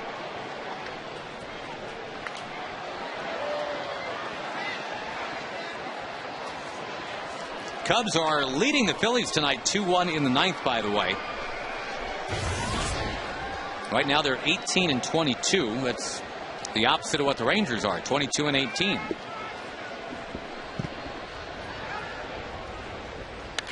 Young slams one into center field. Just killing the ball right now.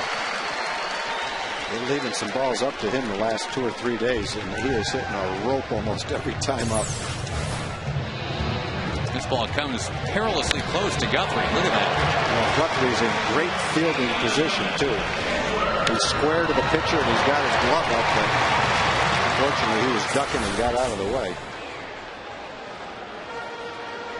Michael hitting over 300 now, which is pretty much exactly where you expected him to be.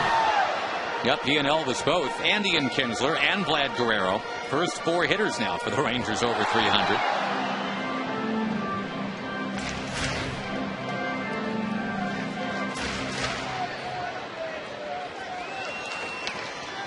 Kinsler was down on strikes on 3 pitches in the 3rd.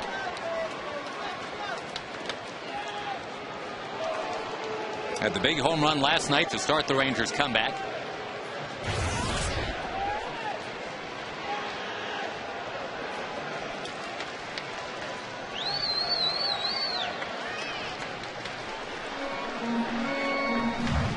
If he can get on, Vlad Guerrero gets to swing. Yet another close game for the Rangers. 30 of their 40 games this year, Tag, have been decided by 3 runs or less. It's first time in franchise history that we can say 75% of the games have been decided by 3 or fewer.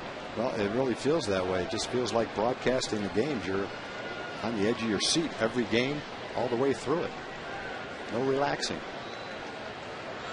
There's been 2 games, one here against Kansas City and then one up in Toronto where the Rangers had huge leads early and squandered them and turned them into, well, not in Toronto, they actually turned around into a blowout the other way. Right. But the one in Kansas City turned into an extra inning game. Yeah, when the Rangers finally lost a game by 6 runs, it's a game that they had actually led 9-3. Yeah.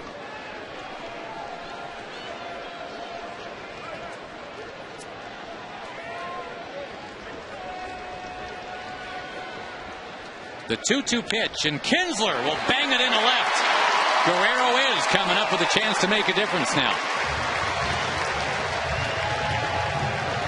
The Rangers are throwing the bats pretty well in this game, really. Guthrie's throwing the ball well. He's got a good sinker. He's coming off 2 good starts. The Rangers now have 7 hits in the game. They've had a chance to score a couple of more runs. They've had men on third twice with less than 2 outs and haven't been able to score. Vlad was up second and third in 2 outs, grounded out to shortstop. Now he's got a couple of men on base right here. And Vlad's got some payback to do here. We mentioned earlier he's only got 1 career hit against Jeremy Guthrie. 1 out of 16.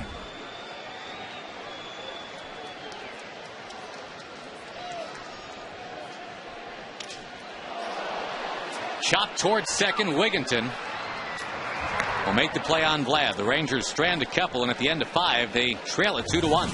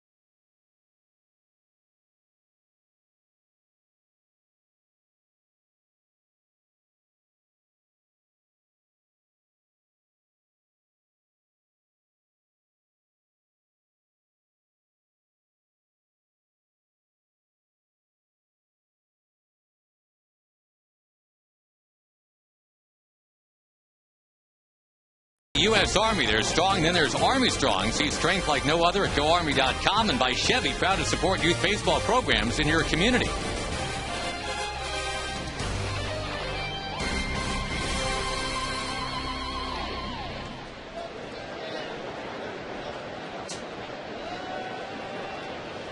Rangers out hitting Baltimore 7-6. But trailing 2-1, the number 9 hitter in the Baltimore order drove in 2 with a bloop hit back in the second. Rich Harden continues. He's going to face Luke Scott, who's been a hot hitter of late. And Harden with a pitch count approaching 100. There is action in the Ranger bullpen because of that. And it's Darren O'Day.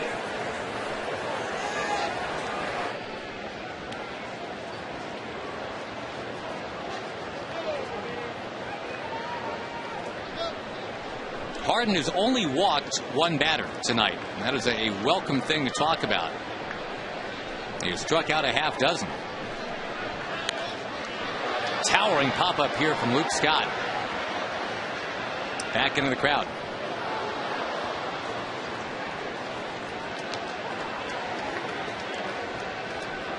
On the out-of-town scoreboard, Tampa Bay goes into New York. And despite an A-Rod home run, 6-2 Tampa Bay in the 7th tonight. The Rays have only lost 4 times on the road all year. Trying to get to 29-11, which would be the best start in Major League Baseball in 8 years. They've got one of their young homegrown starters, Wade Davis, going in that game. Scott punching one to left. Second time he's done that. With one on, nobody out. Matt Wieters coming up, and we go to Emily Jones. Guys, a very big night on the website as the great Jamie Newberg is holding court in the form of a chat on FoxSportsSouthwest.com. So head on over to the website, click on the Chat with Jamie Newberg banner, and you can get your questions into the great Jamie Newberg, author, of course, of the Newberg Report, guys. Thanks, Em. Appreciate it. Thanks to Jamie for doing that.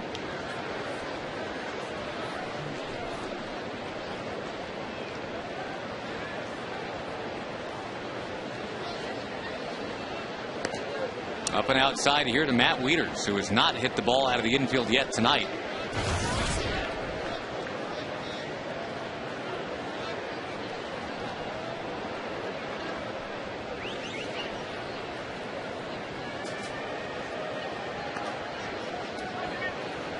Tomorrow night, Scott Feldman against Brian Mattis is your pitching matchup. That's a 7:05 first pitch right here on Fox Sports Southwest.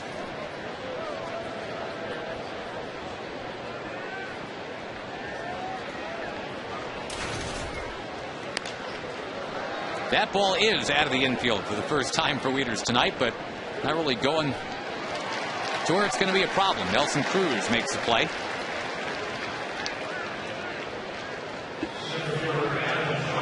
Cleveland's got a 4-3 lead on Kansas City in the 7th tonight. The Red Sox lead the Twins 3-1 in the 8th. David Ortiz, another home run. He's coming on. Big Poppy. Yeah, David started against a left-hander the other day. Mike Lowell is a little bit upset that he's not getting more playing time. But if Big Poppy's swinging the bat, he's one of their main guys. They've got to keep him in the lineup. Rumors of his death have been greatly exaggerated. Jones will bop one into center field. And he waited on that changeup nicely. So now 2 on, 1 out for Garrett Atkins, and we'll send it away again to Jim Knox. All right, Josh, want to remind Ranger fans that they can vote online at home or right here at the ballpark for the Texas Rangers as their favorite club. You do it up to 25 times, and guess what? You get 2 tickets to an upcoming Ranger fan. Look at this talented Ranger fan eating his dollar dog and voting for the Rangers. There we go. All right, vote now. Thank you, Jim. The All-Star game in Anaheim this year, of course. Ron Washington on his way out. The pitch count at 103 for Harden. And Darren O'Day, who's, I guess, more likely to induce a double play ball, will be called on to maybe do just that. Harden leaves, having walked only 1 tonight and having struck out 6. 2-1 Baltimore. We're back in just a moment.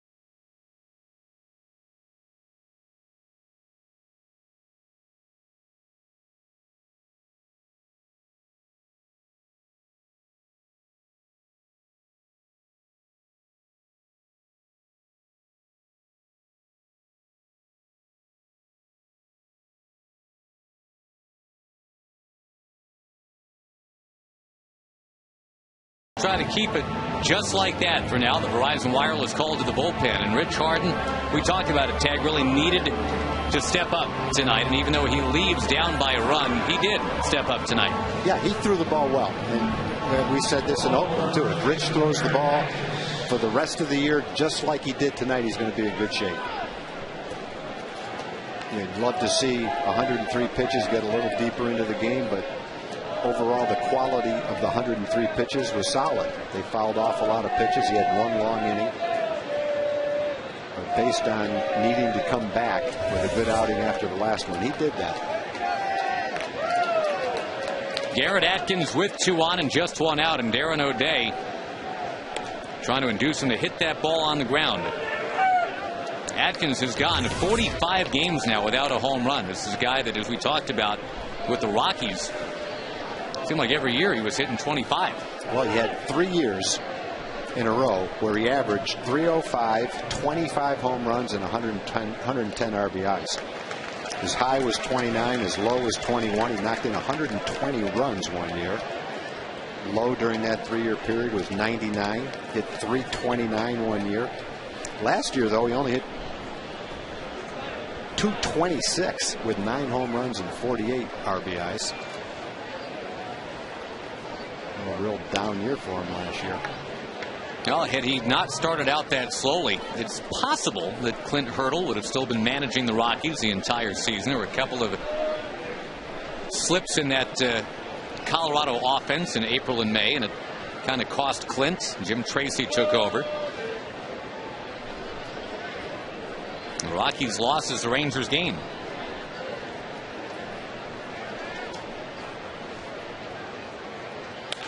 There's the ground ball. 6-4-3 double play. Darren O'Day, just what you wanted from him, and he did it. It stays 2-1.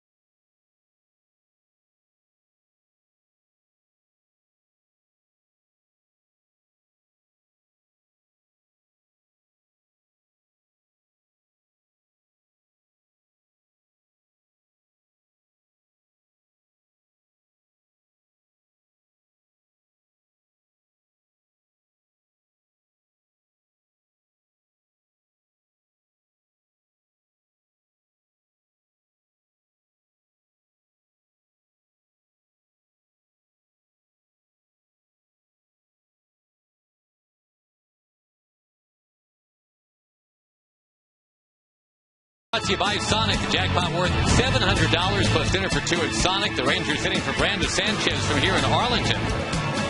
If a Ranger hits a grand slam this inning, we're giving away $25,000. And you can register at any North Texas Sonic restaurant. Josh Hamilton, we thought, had 2 home runs tonight. History will tell you he has 1 home run tonight. The one in the second inning definitely got out. In the 4th inning, it hit that back support beam and should have been a home run. That was a home run. This wasn't called a home run. And incredibly, the use of video replay was never deployed.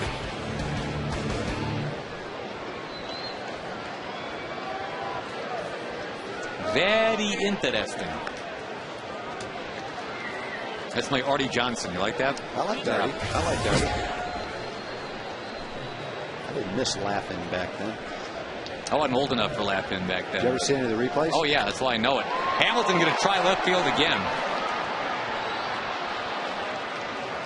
And this time, very legitimately, that is an out. You bet your bippy.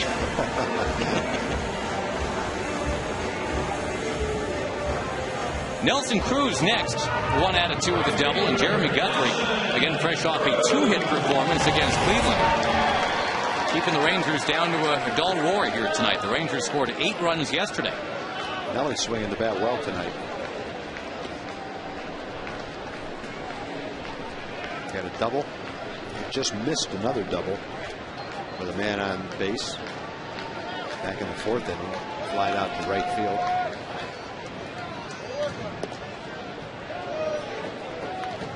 Another close game. The Rangers with a 4-3 win against the Angels, an 8-7 win against the Angels. Trailing the Orioles 2-1 tonight.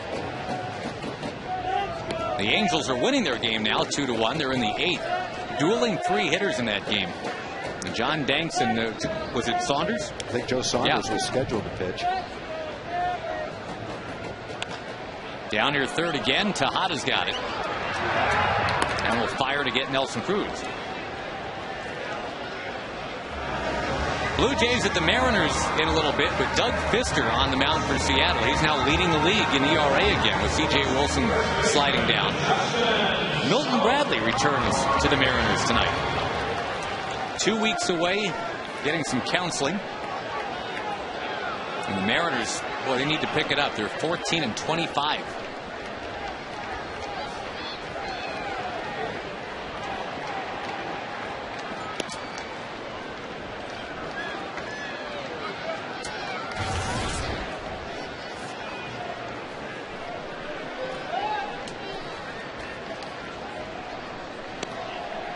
Guthrie missing outside.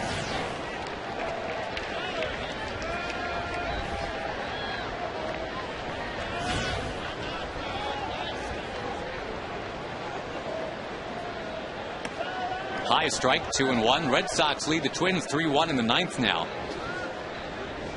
Tampa Bay has extended its lead on the Yankees 7-2 in the 8th.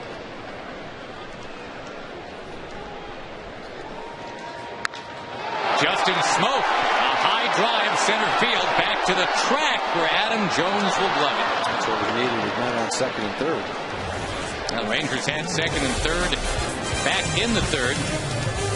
2-1 now.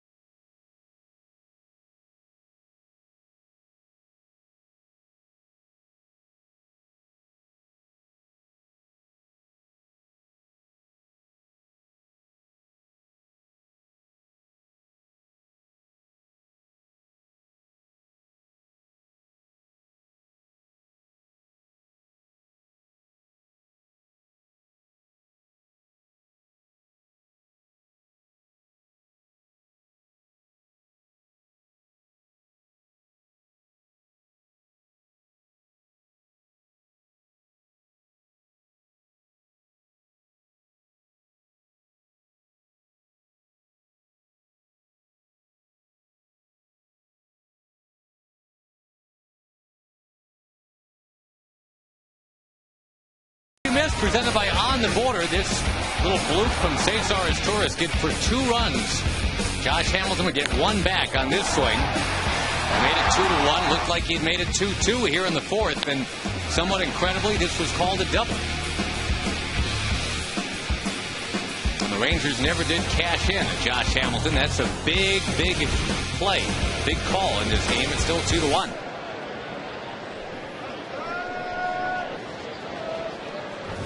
Darren O'Day got a tailor-made double play off the bat of Garrett Atkins last inning.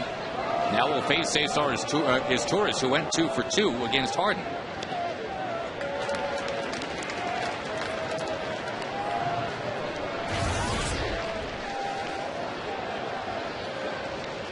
Rich Harden went 5 1/3 tonight.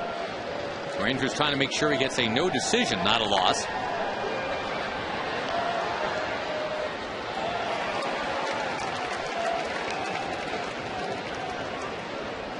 Well, the Rangers 17-9 during the last 4 weeks. Fresh off that very exciting comeback win last night against the Angels.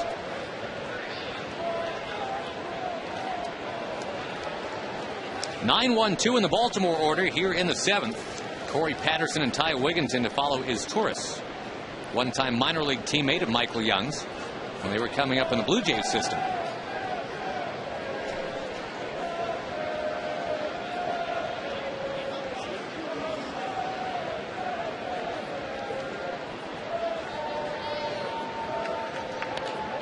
Towards short. Elvis Andrews makes that play. We go to Jim Knox. All right, thanks, Josh. Time for the Progressive fan of the game. We got a tough decision tonight. You got Mario and Luigi here, and we got the True Blue Ranger fan.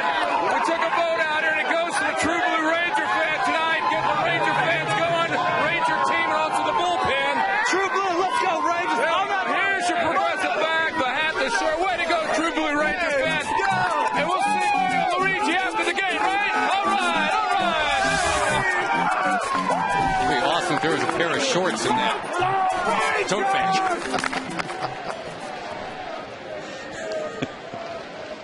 Here's Corey Patterson who takes the strike.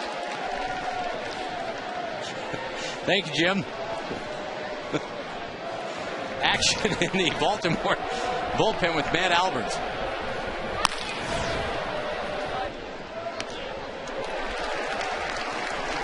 Well, Darren continues to do the job out of the bullpen, as most of them are.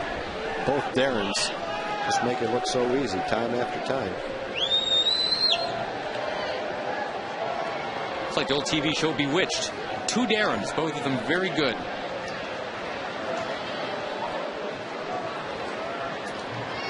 We get Laughing and we got to get Bewitched in too. Sure. You know. I like both those shows. Only one Samantha, though. Just saying. Should have done it the other way. We should have had 2 of her and only one. The 0-2 pitch due to Corey Patterson. Lined. Fair! Right on the chalk, says C.B. Buckner.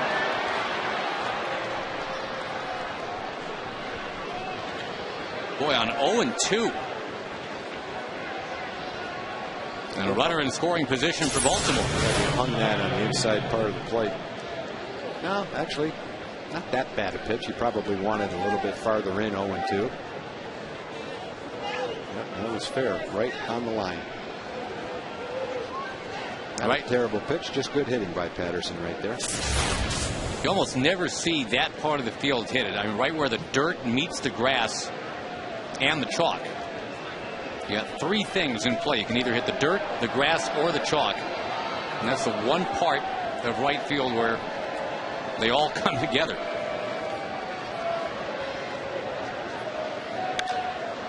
Now Wigginton blasting away. This ball deep.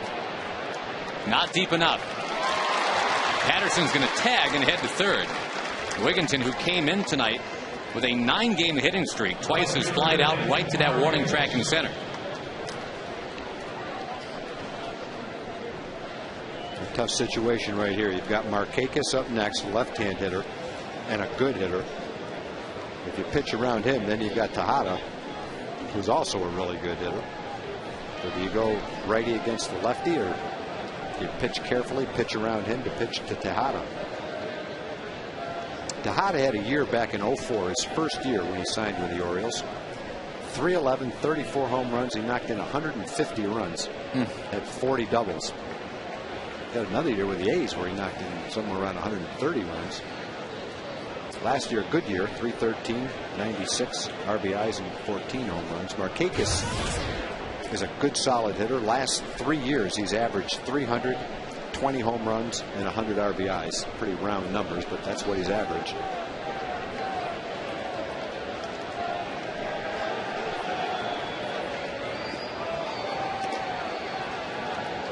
Wow. Ball to ball. There is Tejada waiting on deck.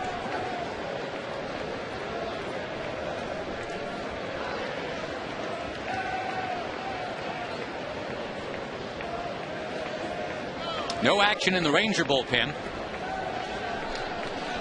One part of Markakis's game that dropped last year was his walks.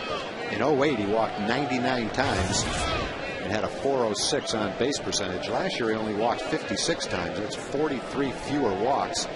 And his on base percentage was 60 points lower. They tried to get him to swing at a bad pitch. He didn't do it. Now they're going to walk him.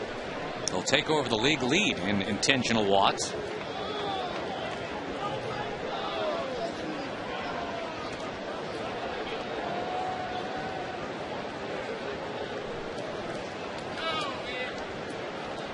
Ron Washington will watch Tejada come up, and he used to do that quite often. 160, 162 games a year in Oakland. Wash, the longtime third base coach in Oakland. And of course, Tejada came up in the A's organization. Ron Washington used to hit him just hundreds of ground balls.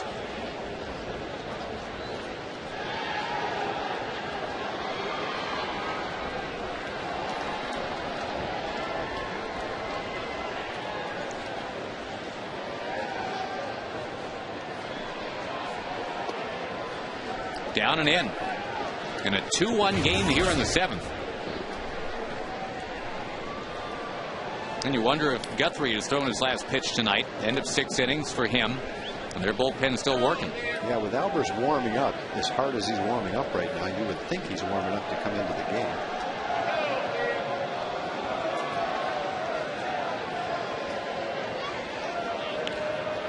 Big swing and a foul.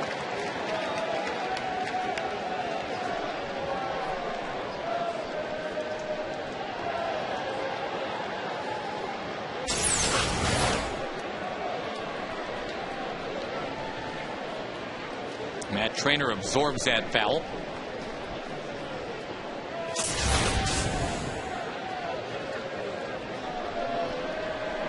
Rangers have not led tonight. That's unusual. 35 out of 40 games this year, they've had the lead at some point. All the scoring tonight clustered into that 2nd inning. And again, not to beat this one to death, but in a 2-1 game, it's tough not to. Josh Hamilton homered in the 4th, but the umps didn't get it right.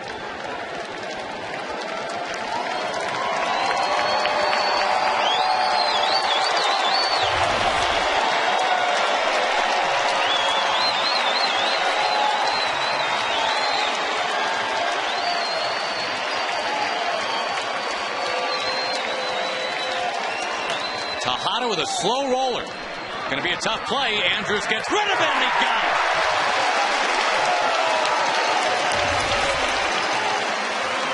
It stays 2-1 in the 7th inning stretch.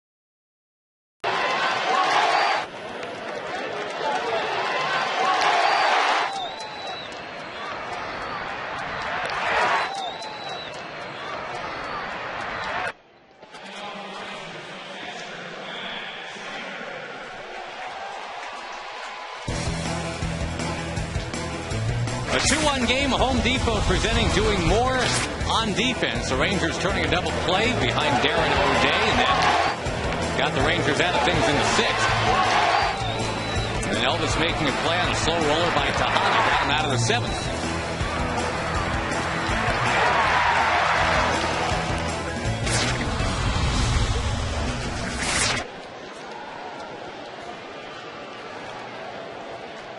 The pitching change upon us.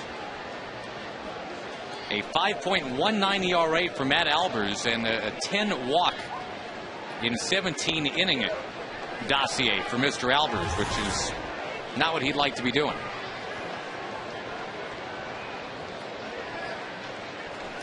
Jeremy Guthrie went 6 innings, did allow 7 hits, but only 1 run. The home run by Hamilton. Trainer down near third, that's foul. Albers, a Houston native.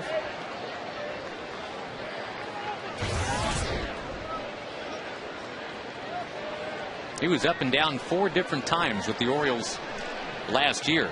Their AAA team now in Norfolk, Virginia.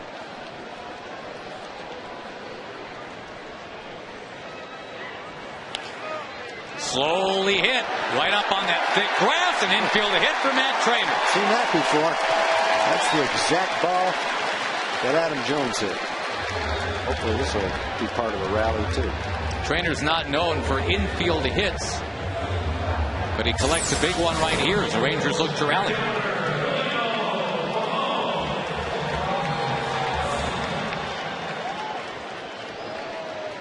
Joaquin Arias is going to pinch run for Matt. Which means Max Ramirez will take over catching the rest of the way. You see how plush that grass is. About a third of the ball is buried in grass.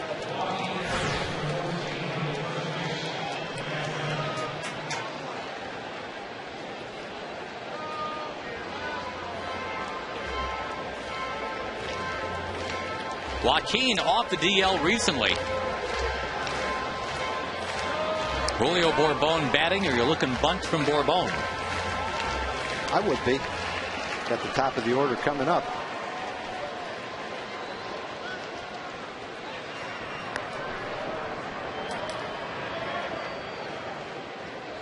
I think the Orioles are. They got Tejada way in at third base. And I'm sure the first baseman, Atkins, will be charging after he gets done holding the runner. There is the bunt. Albers will pounce on it, and a little bump is going to cost him. That's all it takes. So many times you see that with a guy that can fly, you lay down a mediocre bunt, and the infielder or the pitcher hurries because he knows he can run, and in his haste, he bobbles the ball, and then it's too late. That's all it took.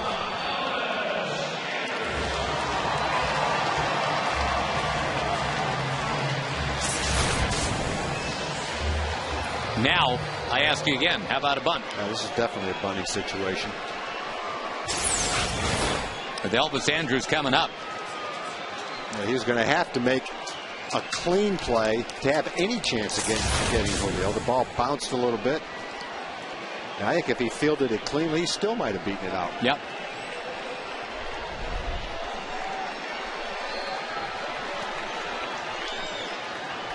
Elvis squares already.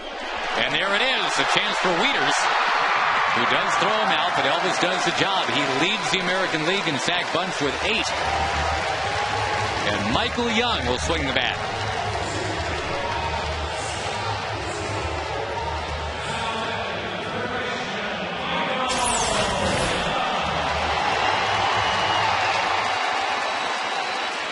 Excellent job of getting the sacrifice bunt down. Still not sure what they ruled for Bones. They haven't put a hit up. They haven't put an error up. It's got to be either a hit or an error. An error and a sacrifice. I think you got to give him a hit on that ball. They're going to go ahead and walk Young, which I guess is a percentage move to get to Kinsler. The problem is, though, for Baltimore, Kinsler is 3 for 5 lifetime with a double against Albers. Yeah, I still think it's the percentage move, especially, you know, they've had an advanced scout and they've seen Michael swing the bat in this game. He's swinging the bat so well right now. I think you have to try to put him on, load the bases, hope you can get a play. It's not that you really want to face Ian right here, but given the percentages and the chance for a double play, it's probably the best of not really good alternatives. They haven't posted anything yet regarding the Julio Bourbon thing, but we're hearing rumors that it's an error. Well, it's got to at least be a sacrifice, and they hadn't put the error up on the board yet. Right. Now the intentional walk, and Kinsler, who remember homered yesterday. Even a fly ball of any depth right here ties the game. Got great speed as your lead runners here. Well, Ian had a shot way back when in the third inning, second and third and one out. And Guthrie threw him 3 really good sinkers. Ended up striking him out. And here's where Ian shouldn't change his approach. He's been, as Clint said, flattening his bat out a little bit, lining the ball all over the field. And you don't want to try to pull the ball here, hit it where it's pitched, and just keep doing the same thing that he's been doing. It's made him so successful early in the season.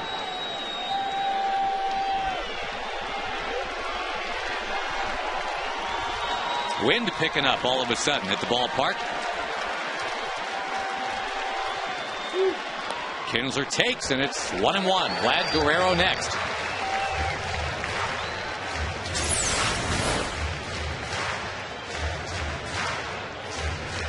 The Bourbons was ruled an error. They just put it up on the board, but it's a sacrifice and an error. That ball served back into the crowd, 1-2. Rangers looking for their first hit tonight with a runner in scoring position. In this case, you really don't need a hit. You just want to get that one run, get it tied, and go from there.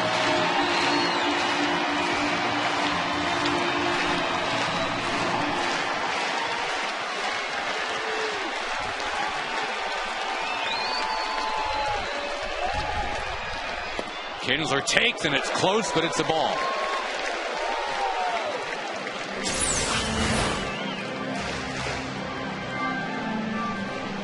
Yep, no doubt it was a ball.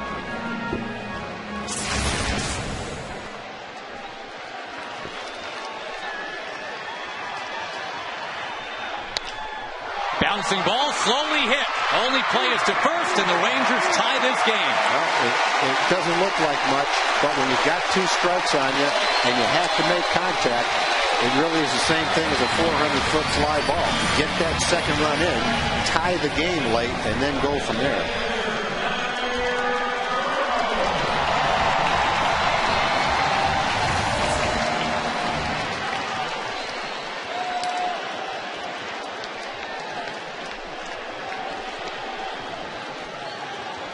Vladimir Guerrero with first base open.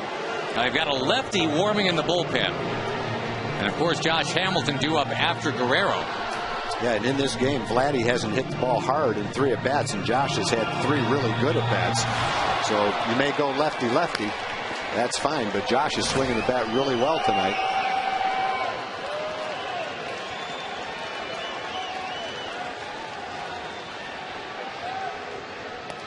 Trying to throw in. You saw the Angels pitch him in, and Guthrie had a lot of success, especially the last time up. He got the ball in on his fists.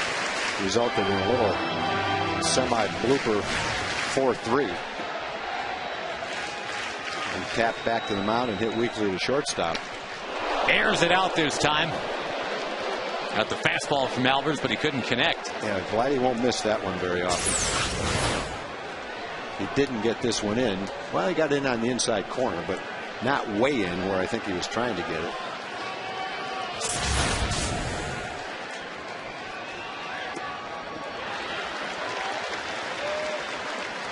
If anything, if you're the pitcher right here in first base open, you can't throw him a good strike. Anything red is a good strike. Anything blue is a pretty decent pitch. He's going to be aiming for those blue areas.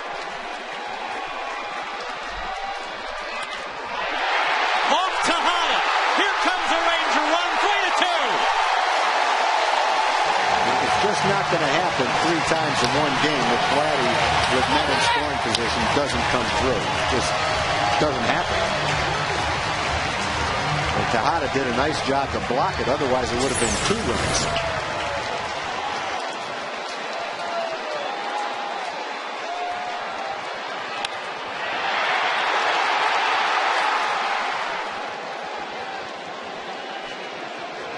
That's going to do it for Matt Albers. We'll go to the bullpen now with Hamilton coming up. The Rangers scratch and claw. They don't get a baseball really out of the infield here in the 7th. But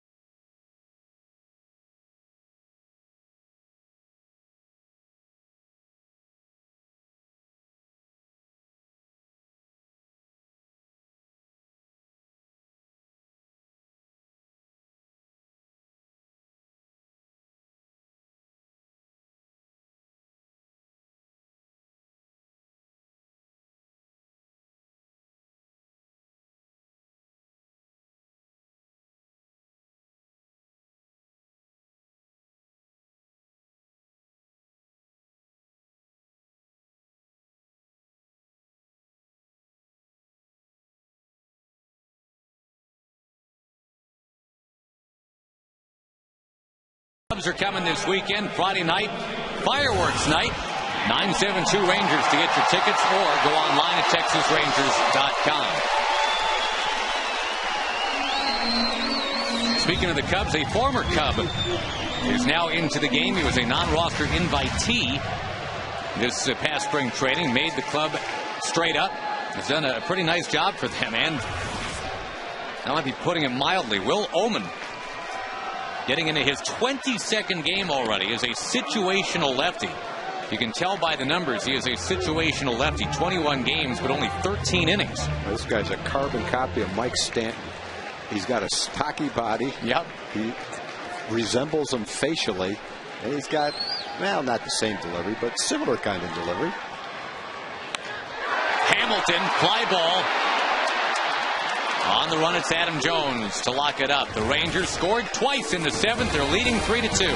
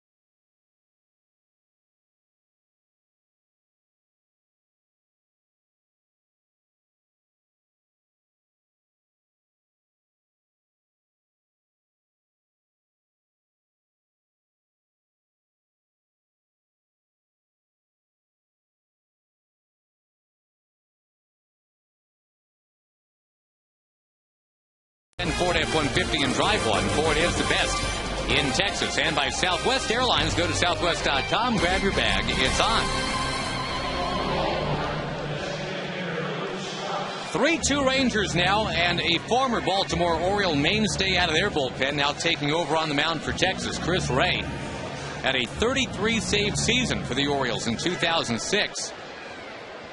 You know, the Rangers last night, Tom, used 4 guys in that game to beat the Angels who have all been established big league closers. Now that Neftali Feliz can be called one of those. They also had Frankie Francisco. Chris Ray pitched yesterday. And C.J. Wilson. Yeah, that's true. Started the game yesterday. Max Ramirez in to catch. And Chris continues to throw the ball well as a Ranger. He was rounding into form as an Oriole towards the end of last year. Bouncing ball. Kinsler will make sure that it stays in front of him. 1 down on 1 pitch. Now, good swing by Scott. He hit the ball on the good part of the bat. Fortunately, the ball had a little bit of sink to it. He got on top of it. 1 pitch, 1 out.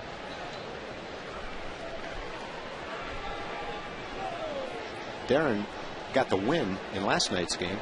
Darren O'Day would stand to get the win if the Rangers don't relinquish the lead in this game.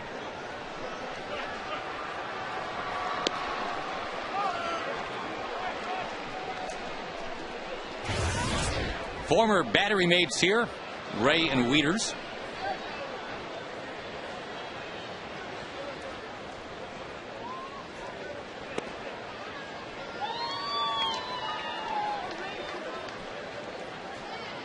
Now the Rangers, who trailed for a while 2-1. There were some anxious innings, if indeed the umpires were at some point aware that they blew that call on Josh Hamilton back in the 4th. Not that the umpires ever root one way for another or another for a particular outcome, but it would have been a tough thing had the Rangers lost this game 2-1 and the Hamilton home run being wiped out or not called correctly. That would have hurt. Still got to hold on to a lead now. 3-2, 8th inning. Yeah, a lot of things can happen in a 1-run game with 2 innings to go to make that home run come into play. Or that double that could have been a home run, should have been a home run. A 94-mile-an-hour fastball right there from Chris.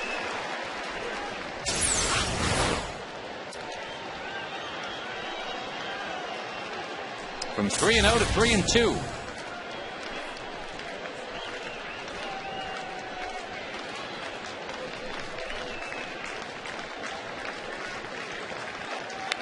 Wieters pegs it to right. And the tying man is on. Yeah, he just threw a 93-mile-an-hour fastball by him when he's looking fastball all the way. And then 3-2, he threw him an off-speed pitch, hung it up there, and he knocked it into right field for a base hit. Fox Saturday baseball with the Rangers in prime time against the Cubs. That's at 6 o'clock. Fox Saturday baseball presented by Budweiser. You can catch This Week in Baseball at a special time. Check local listings for the game and start time in your area.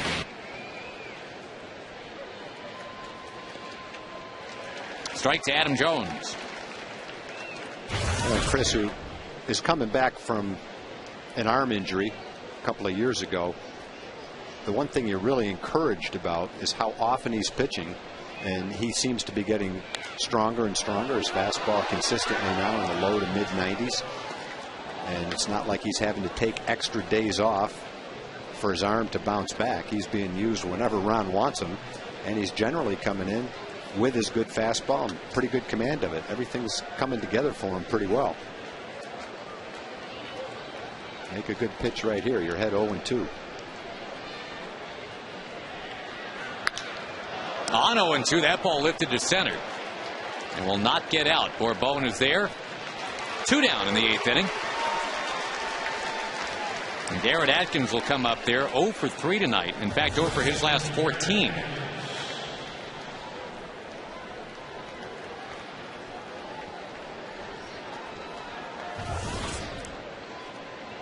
And again, the Rangers getting so used to playing these close games, these 1-run games. They're the former high school teammates. That's pretty cool, really. Smoke and Wieters. I hope someone got a picture of that so they can put that on their wall. 2 high school teammates playing in the big leagues, chatting it up at first base in a close game. This ain't Goose Creek, South Carolina, Tag. No, it's not. No, those guys aren't 40th round draft choices either. Those guys are top of the line. Yep, couple of top 11 picks right there.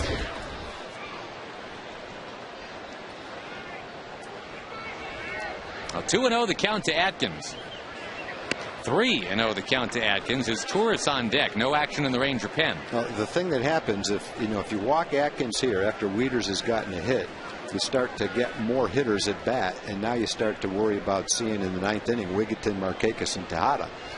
You have a nice quick 8th inning, then you might have a good 9th inning and never have to face those guys.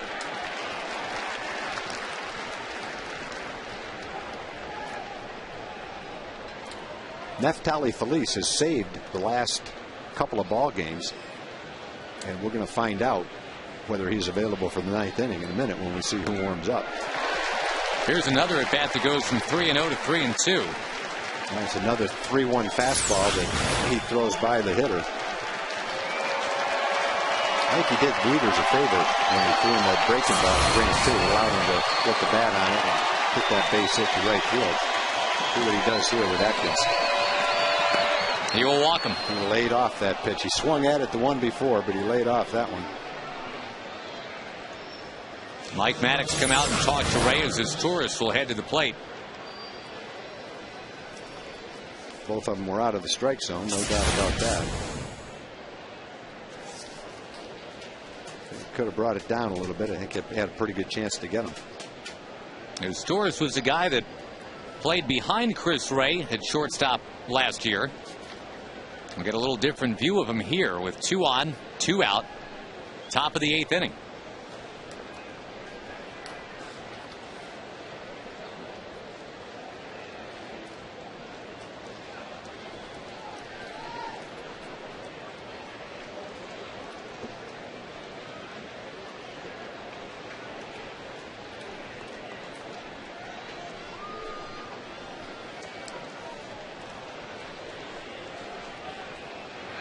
Is Torres towards right center field. The Orioles will tie it up. And what a night for Cesar is Torres. He had come in 4 for 41. A 3-hit night tonight, driving in all 3 Baltimore runs. Boy, and the walk of Atkins is a killer. Yeah, Atkins is hitting 227. You got a good chance to throw the fastball by him. He just didn't throw a strike. And then you hit a pesky little hitter like his Torres, who's going to put the ball in play. You're not going to strike him out. He finds another hole.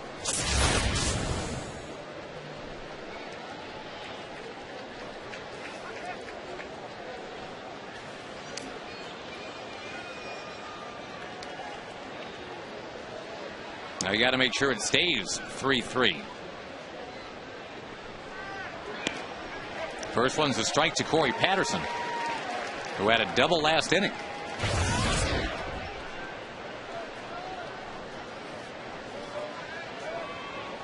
Baltimore was 3-3 yesterday around this time. Ended up winning in 10. That ball chipped in the air towards left, shallow. And it will indeed stay 3-3. The Rangers coming up now, bottom 8, with Nelson Cruz to lead it off.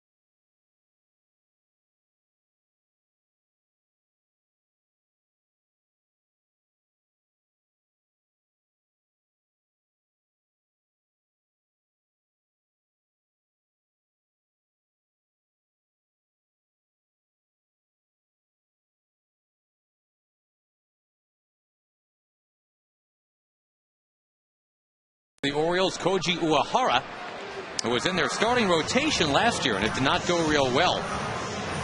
First native of Japan to have signed with the Orioles, did that last year. 8-time Japanese League All-Star. But an unproven commodity over here. Had a tough time staying healthy last year for Baltimore. Yeah, he hasn't pitched much for the Orioles. When he has, it's been very good. Brief 5-game resume so far this year. They had some real pitching instability last year. Their original starting rotation isn't anything close to what they got right now. 1 year later, they had Uehara, Mark Hendrickson, Adam Eaton, Jeremy Guthrie, who is still in the rotation. We saw him tonight. And Alfredo Simon, who we called Simon all last year, and turns out now he wants to be called Simone. Wave and a miss by Nelson Cruz.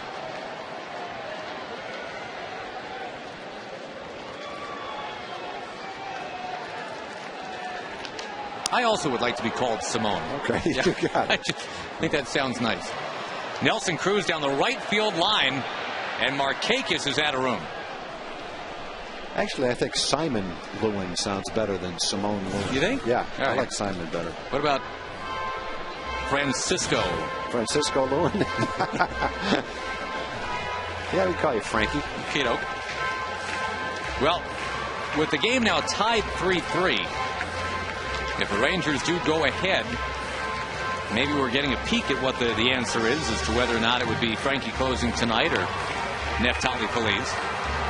Yeah, it's hard to say what would have happened, who would have gotten up if the Orioles didn't score. Right. But Frankie's up now, and if the Rangers score here, it sure looks like he's coming into the game. So he's probably coming in no matter what.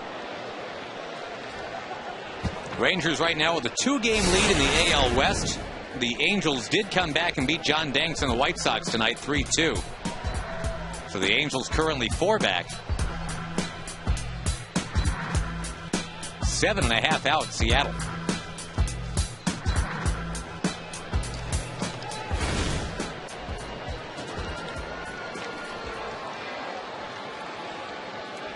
Uehara with the 1-2, and Nelson Cruz rams it just foul. It's the second time tonight. Ball like that. The other one was with the man in scoring position too. He hung that changeup up there that time, and he was all over it.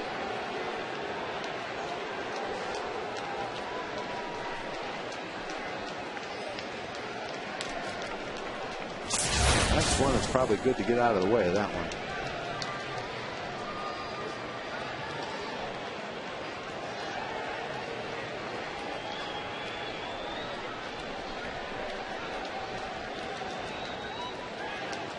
Crowd of 22,321 at the ballpark tonight on a Wednesday night.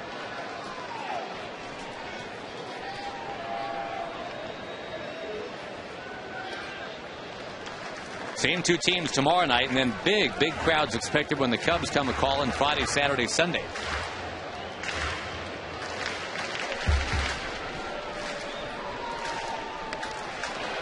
Nelson chased one up and away. 1 out.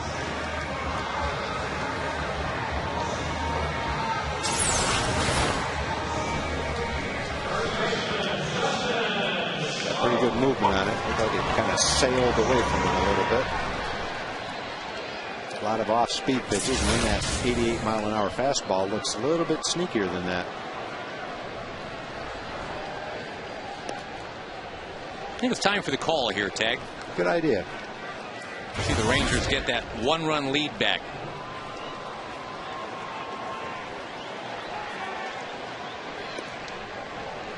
Ranger first basemen are now hitting 166 for the year. That was Chris Davis first, and now Justin Smoke. Well, that's something that needs to change, and you have to think that Justin's going to get it together and make that change, but you need production out of your first baseman, that's for sure. The Orioles having a similar issue. They are the only American League team without a single home run from a first baseman this year. Dave Tremblay's team 13-27.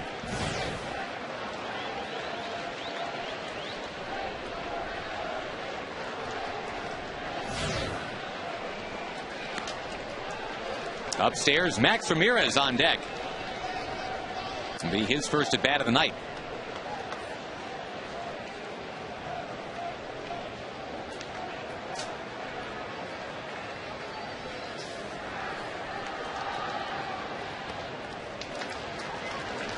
Again, Goose Creek, South Carolina, well represented at home plate right now. The two high school teammates, Smoke and Wieters.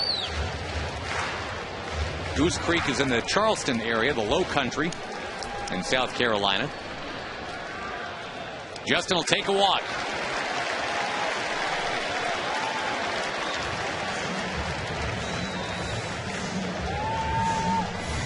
And Max Ramirez to the plate in a 3-3 game.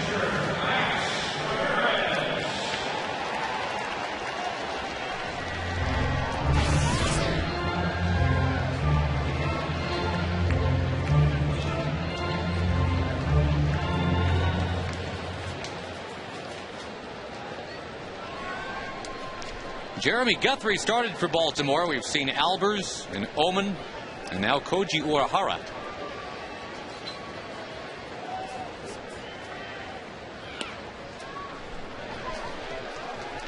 Baltimore is going to have 2, 3, 4 in the order coming up in the ninth.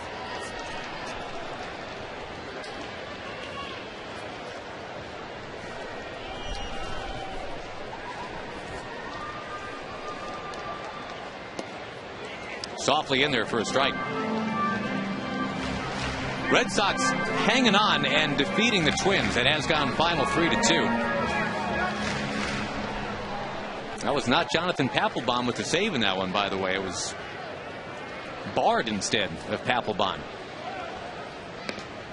I think Bard will be their closer as soon as Papelbon's played his 6 years and gone somewhere else.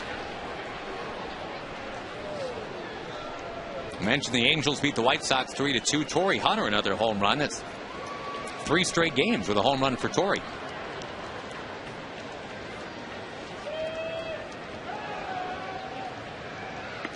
Ramirez checks. It's 3-1. Off it. If you swing here, you have to make sure you get your pitch. Make him throw 2 strikes. He just walked the batter.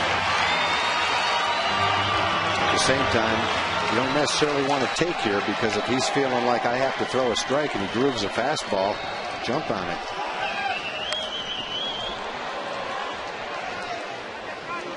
Nope, fouls it away instead.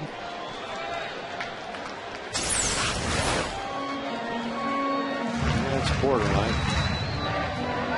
It's a strike right in the middle of the plate. If you feel like that's a good pitch to drive, go for it.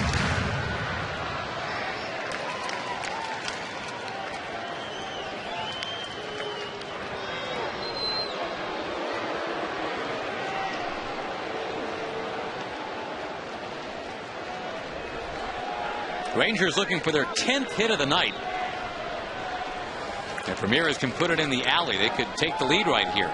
Smoke goes, and the ball fouled.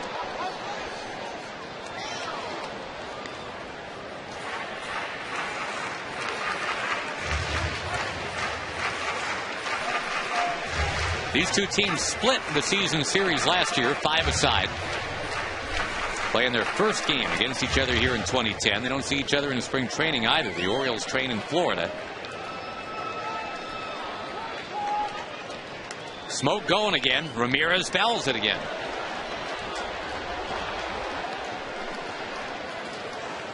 The Orioles kind of the warm-up act for the Chicago Cubs. Everybody getting excited about the Cubbies coming in this weekend, but especially in this sport, you cannot just look past. Baltimore is here with a chance to win twice, tonight and tomorrow.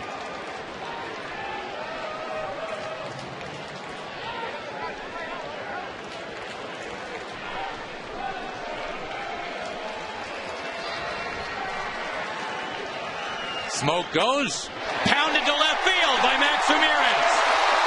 Smoke hightails it to third. And Julio Bourbon will have a chance to deliver now. The go-ahead man at third base with only 1 out. What a good at bat for Max. He worked the count to 3-1. He got some good rips at a fastball. Want a changeup, fouled him off.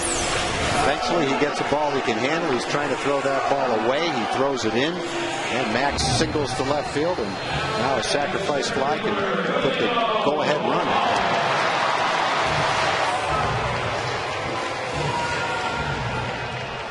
The Rangers have had this situation before. Man on third base and less than 2 outs.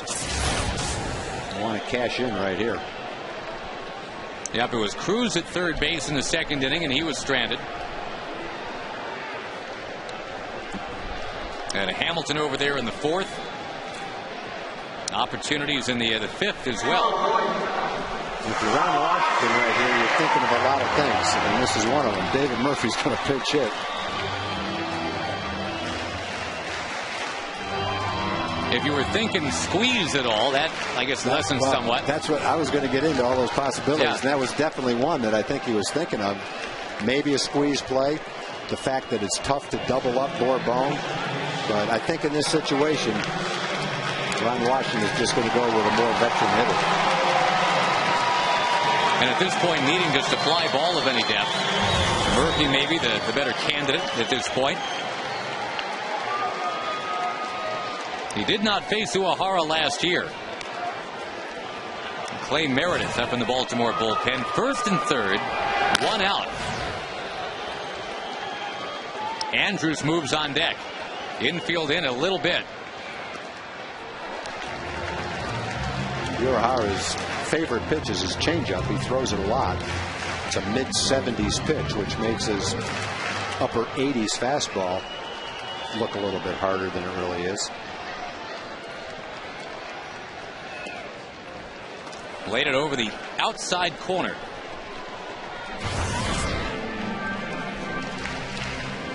Well, if it's a strike, it's well located away. That's not a strike, though. Not even close. Murphy does not have a pinch hit yet this year. He is 0 for 6. And the Rangers as a team only 3 out of 19 pinch hitting. And again, David doesn't have to actually get a hit here. A fly ball of any depth should be good enough, but if it's to right, keep in mind Nick Markakis has one of the best arms in baseball. So it's got to be pretty deep if it's to right. Murphy swings at it and apparently barely got a piece of it. That was that changeup, off-speed pitch. David lunged, but somehow just fouled that pitch off.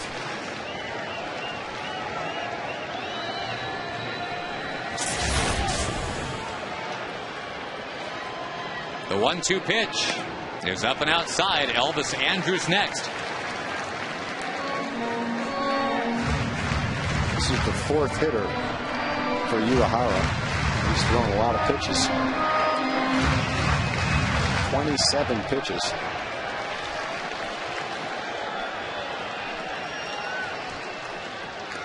Again, Murphy barely clipped it. Well, he's getting loose. He's getting some swings, just like Ramirez did. Hopefully he'll be able to throw one in here. Like he's still warming up.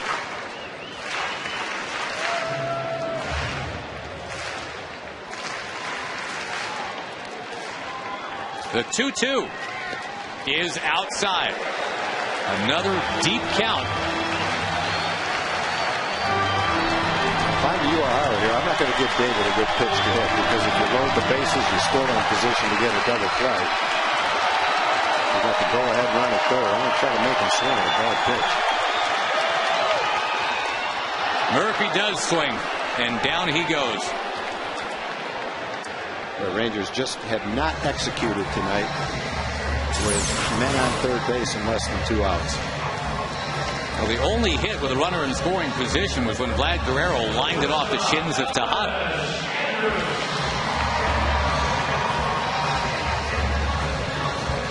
Dave Tremblay coming out, and Clay Meredith is ready in their bullpen. Elvis Andrews, who has been the guy this year with runners in scoring position. You figure if anybody can do it the way it's been going here in 2010, it'll be Elvis. But he's going to have to do it against Clay Meredith. 3-3 tie. Bottom 8. We'll be right back.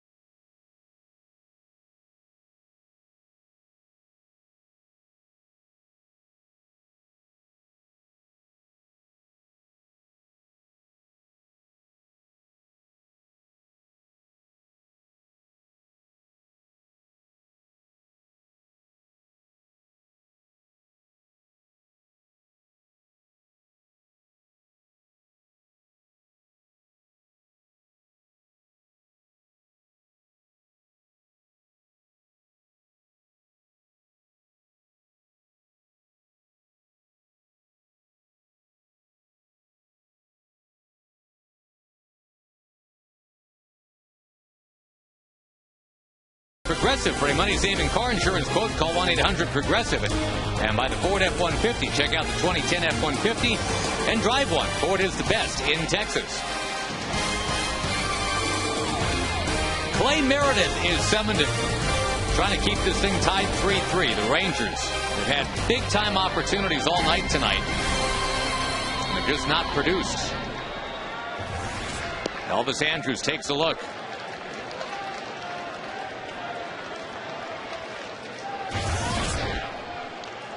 Meredith, who had some great years in San Diego, now into his second year as an Oriole. And slings it in there for a strike to Elvis. Meredith's a pitcher a lot like Darren O'Day. Sidearm delivery, fastball sinks, velocity is about the same, mid-80s.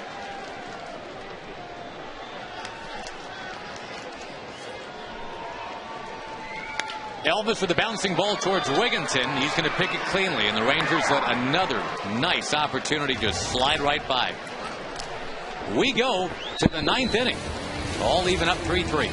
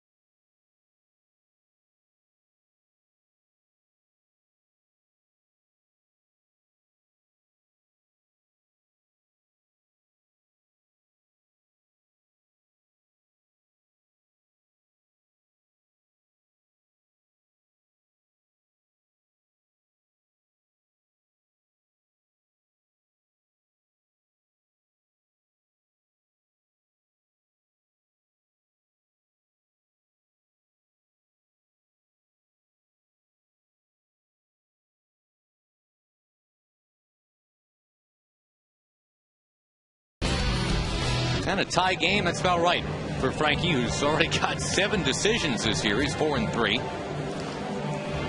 Defensively behind him, David Murphy stays in the game and plays left. Disappointing at bat for Murph, obviously off the bench. Josh Hamilton moves to center, and Julio Bourbon out of the game. Now, it's one of those games, I guess, Tom, where, you know, the first blush reaction is to look back at that home run that wasn't for Josh Hamilton and say, boy, we was robbed and all that. And, you know, that may be true. But also, the Rangers have been their own worst enemy tonight. They've had a lot of chances beyond that to break this thing open. Well, they've had several chances with men in scoring position, men on third base, and less than 2 outs. And they just haven't been able to get the fly ball when they need it. The one time they did get a man in, Ian grounded out to second, but brought a runner in. Ty Wigginton 0 for 4 tonight, but has just missed a couple times to center field.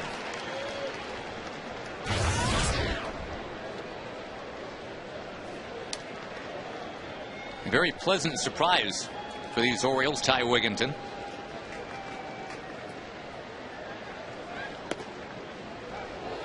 And you mentioned earlier, Tom, he's actually had some years where he powered up. I look back at 2003.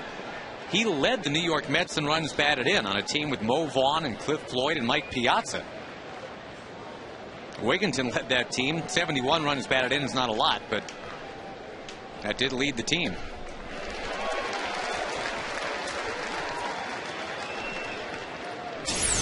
Mets and the Pirates and the Rays and the Astros all gave him a chance to be an everyday third baseman.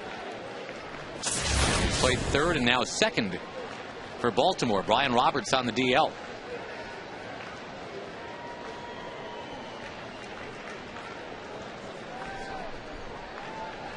Good split right there. Just disappeared. That's the old Frankie. And we've said that the last 3 times he's pitched.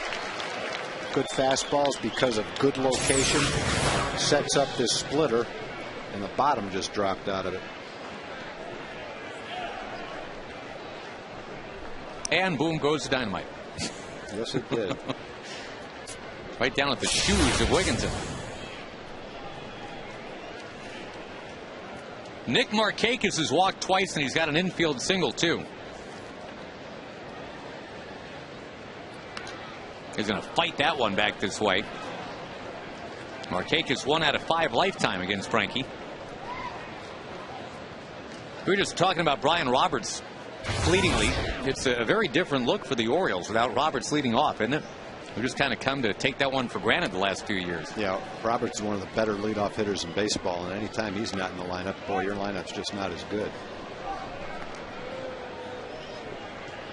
You know, if Roberts is here, obviously Wigginton isn't playing second base. Roberts is, but Wigginton's in the lineup somewhere, either first base or DH.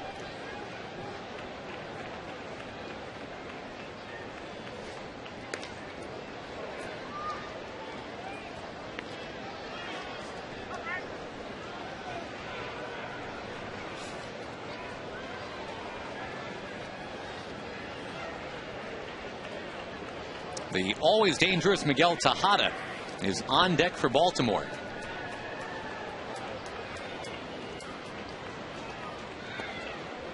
Now one's down, 3-1. Markakis, a very patient hitter.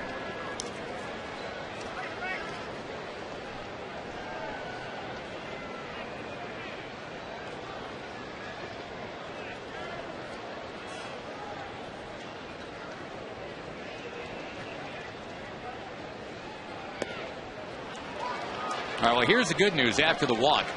Miguel Tejada, year in, year out, grounds into more double plays than anybody. We mentioned earlier he puts the ball in play constantly. Last year, 29 double play balls that led the majors, and in fact, in the last 6 years, 161 double plays. No one else in baseball with 130.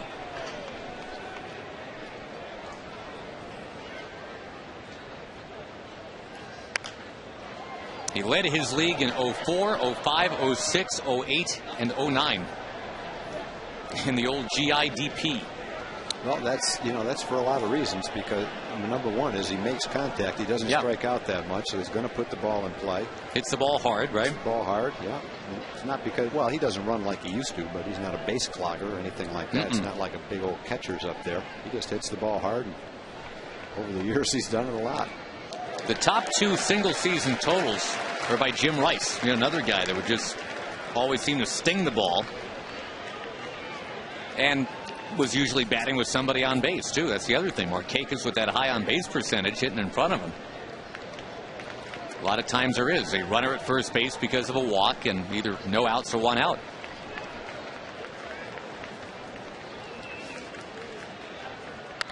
There you go. Nice call. Thank you. 6-3 double play. The Rangers now can win it in walk-off style. Bottom of the 9th coming up. Michael Young to come in and lead it off for Texas.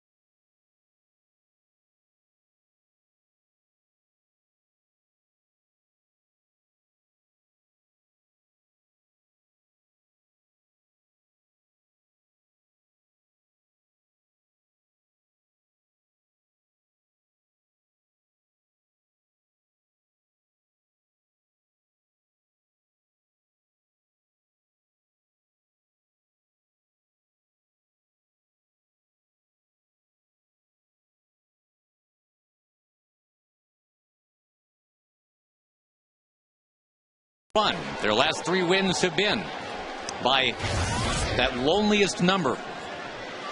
And tonight, with the Rangers stranding 10, still a chance to win it in regulation time. Young, followed by Kinsler, followed by Guerrero here against Clay Meredith.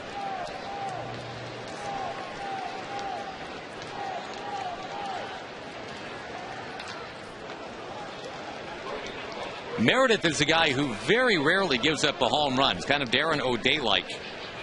Slings it up there, keeps the ball down. 4 home runs allowed all last year.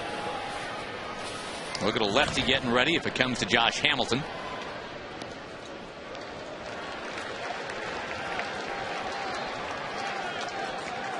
And Michael has really hit the ball right on the screws 3 times tonight. He's 2 for 3. Does it again. Hard hop. It's deflected into shallow center field. Michael Young thinking second base. There he goes. And the throw in. Too late.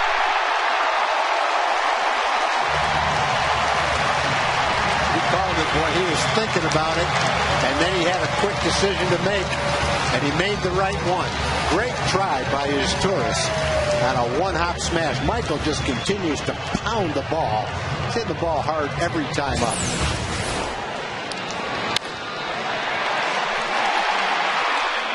You've got a speedy center fielder who's a good thrower, throws it like a shortstop, but Michael beats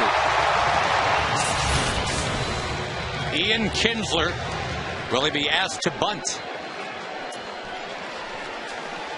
He's a number 3 hitter now, and a lot of times you say nope, no thank you, let that guy swing. He's batting 3rd for a reason. You got to do one of 2 things. You got to hit the ball to right field, or you got to bunt to third base. If you want to move the runner. The other way to look at it is you've got 3 good hitters coming up. Kinsler, Guerrero, and Hamilton. Take 3 shots at it. Yeah. One of them's going to get a hit to drive a run in. 2 different ways to play it. Kinsler right down the line, foul. No sign of the bunt at all. And what Ron's saying is I want these 3 guys to each get a shot at driving that run in.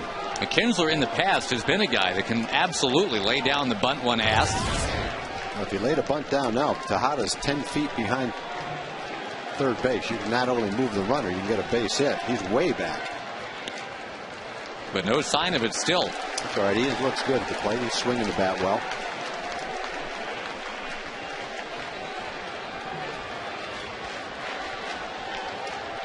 Heading the count. Get a pitch and drive it. He lays off. That's a great take. 3-1. Vlad Guerrero on deck. I think for sure when Vlad comes up, you won't be speculating about a bunt. No.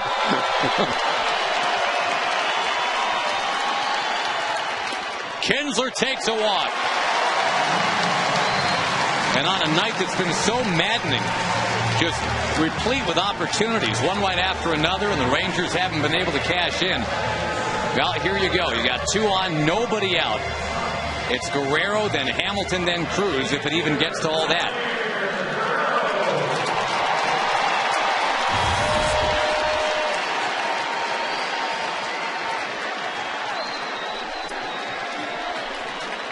Vladdy had a walk-off hit right at the end of last homestand. His 12th career walk-off hit. The first time ever it was a single. It's all homers and doubles until that one. Towering fly ball. The thing about that single was it went all the way to the wall, and he just ruled a single. That one is ruled a pop-up. And Josh Hamilton now. Will they stick with Clay Meredith, or will they go get the lefty? Well, they got a lefty warming up. So if he's warming up to come into the game, this is the spot you're going to bring him in.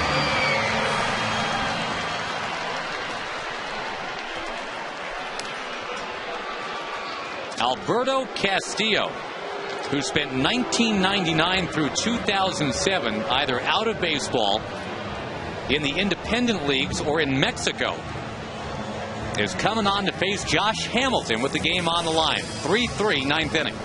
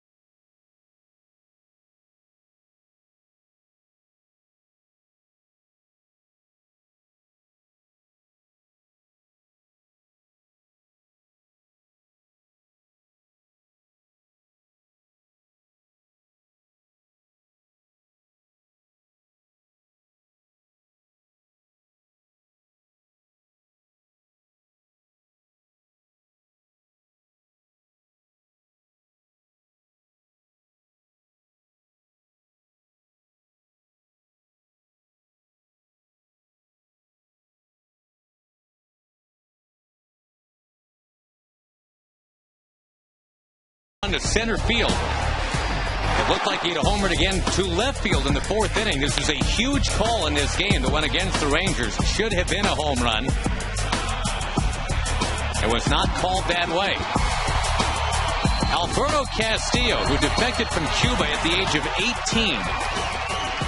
That was about 17 years ago. He's going to face Josh Hamilton with 2 on, 1 out. And Hamilton floats it into the crowd.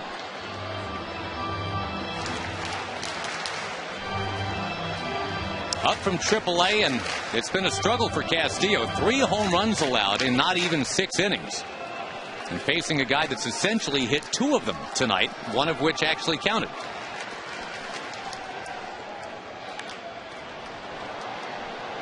Again, a little lob shot to left and foul. Castillo's given up all 3 home runs to left-hand hitters. Left-hand hitters are 6 for 15 with 3 home runs against him.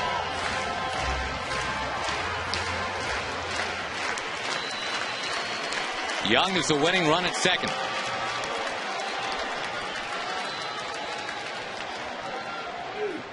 Taken a little bit outside.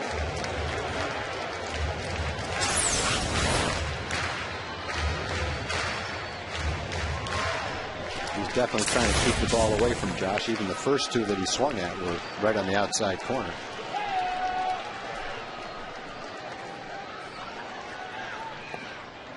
That one's down. Nice stop by Wieters. The Orioles were walk-off winners last night, 4-3, back home in Baltimore.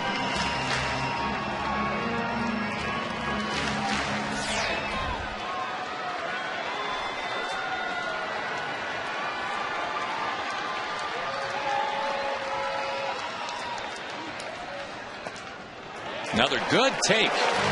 Nelson Cruz on deck.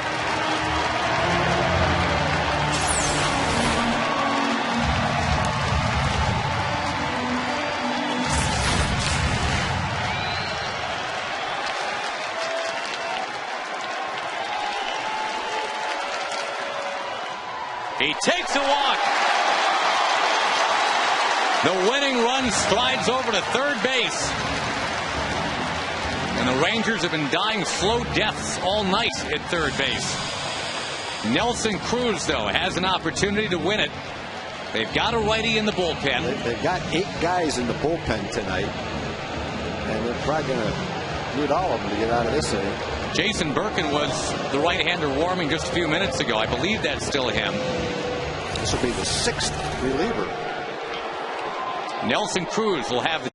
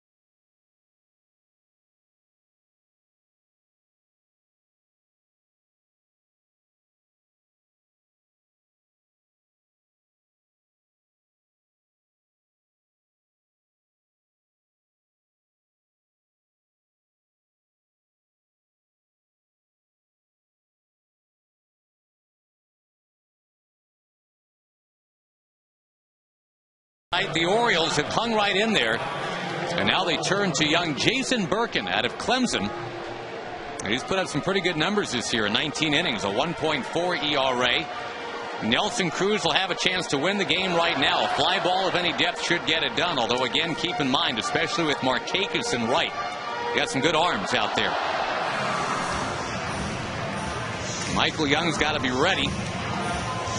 You got a solid catcher, too. I mean, if there's a play at the plate, Matt Wieters is known as a guy that doesn't give way.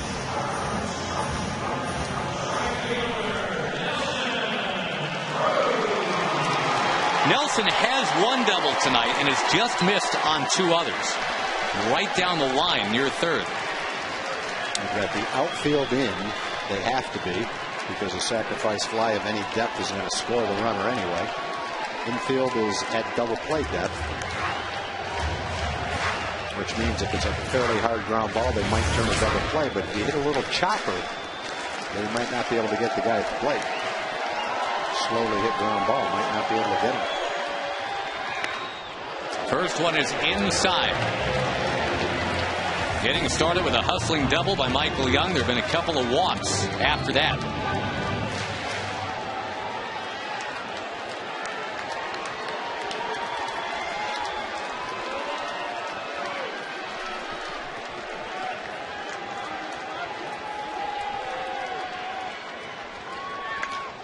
Fly ball, center field. Adam Jones is going to settle under it, and it's up to Michael Young to come on in. To the plate. He is going to score! Ball game! 4-3 final!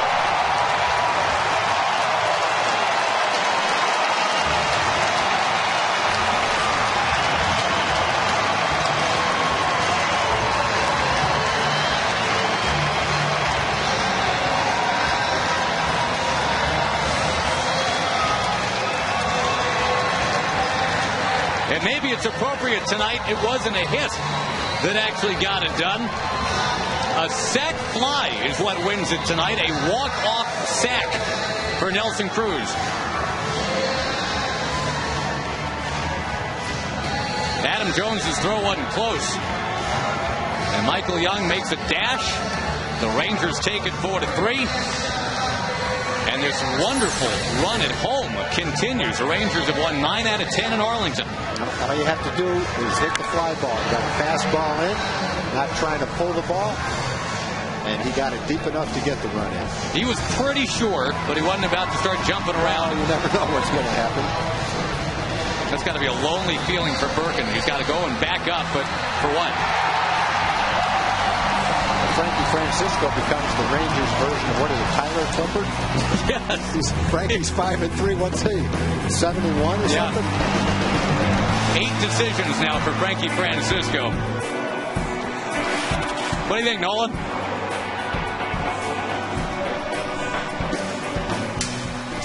Interesting night all the way around. Jim Knox is standing by with one of the heroes. We'll go down to Jim. All right, thank you, Josh. Josh Hamilton, I tell you what, you should have had 2 home runs tonight. You know, the same. Oh, man. Oh, no. Elvis, I just got started here. Here, let me. That was Elvis, by the way. We'll let him get cleaned up, but you should have had 2 home runs tonight. You know that, right? Thanks, John. John Blake. Thanks, helping out with that. Paybacks, huh? Yeah, that's the first time I've ever been creamed for. Yeah, well, there you go. First time for everything. Talk about you guys pulling off that victory tonight. You got down by a run, battled back, another good, close victory. Yeah, it was close. We battled the whole time.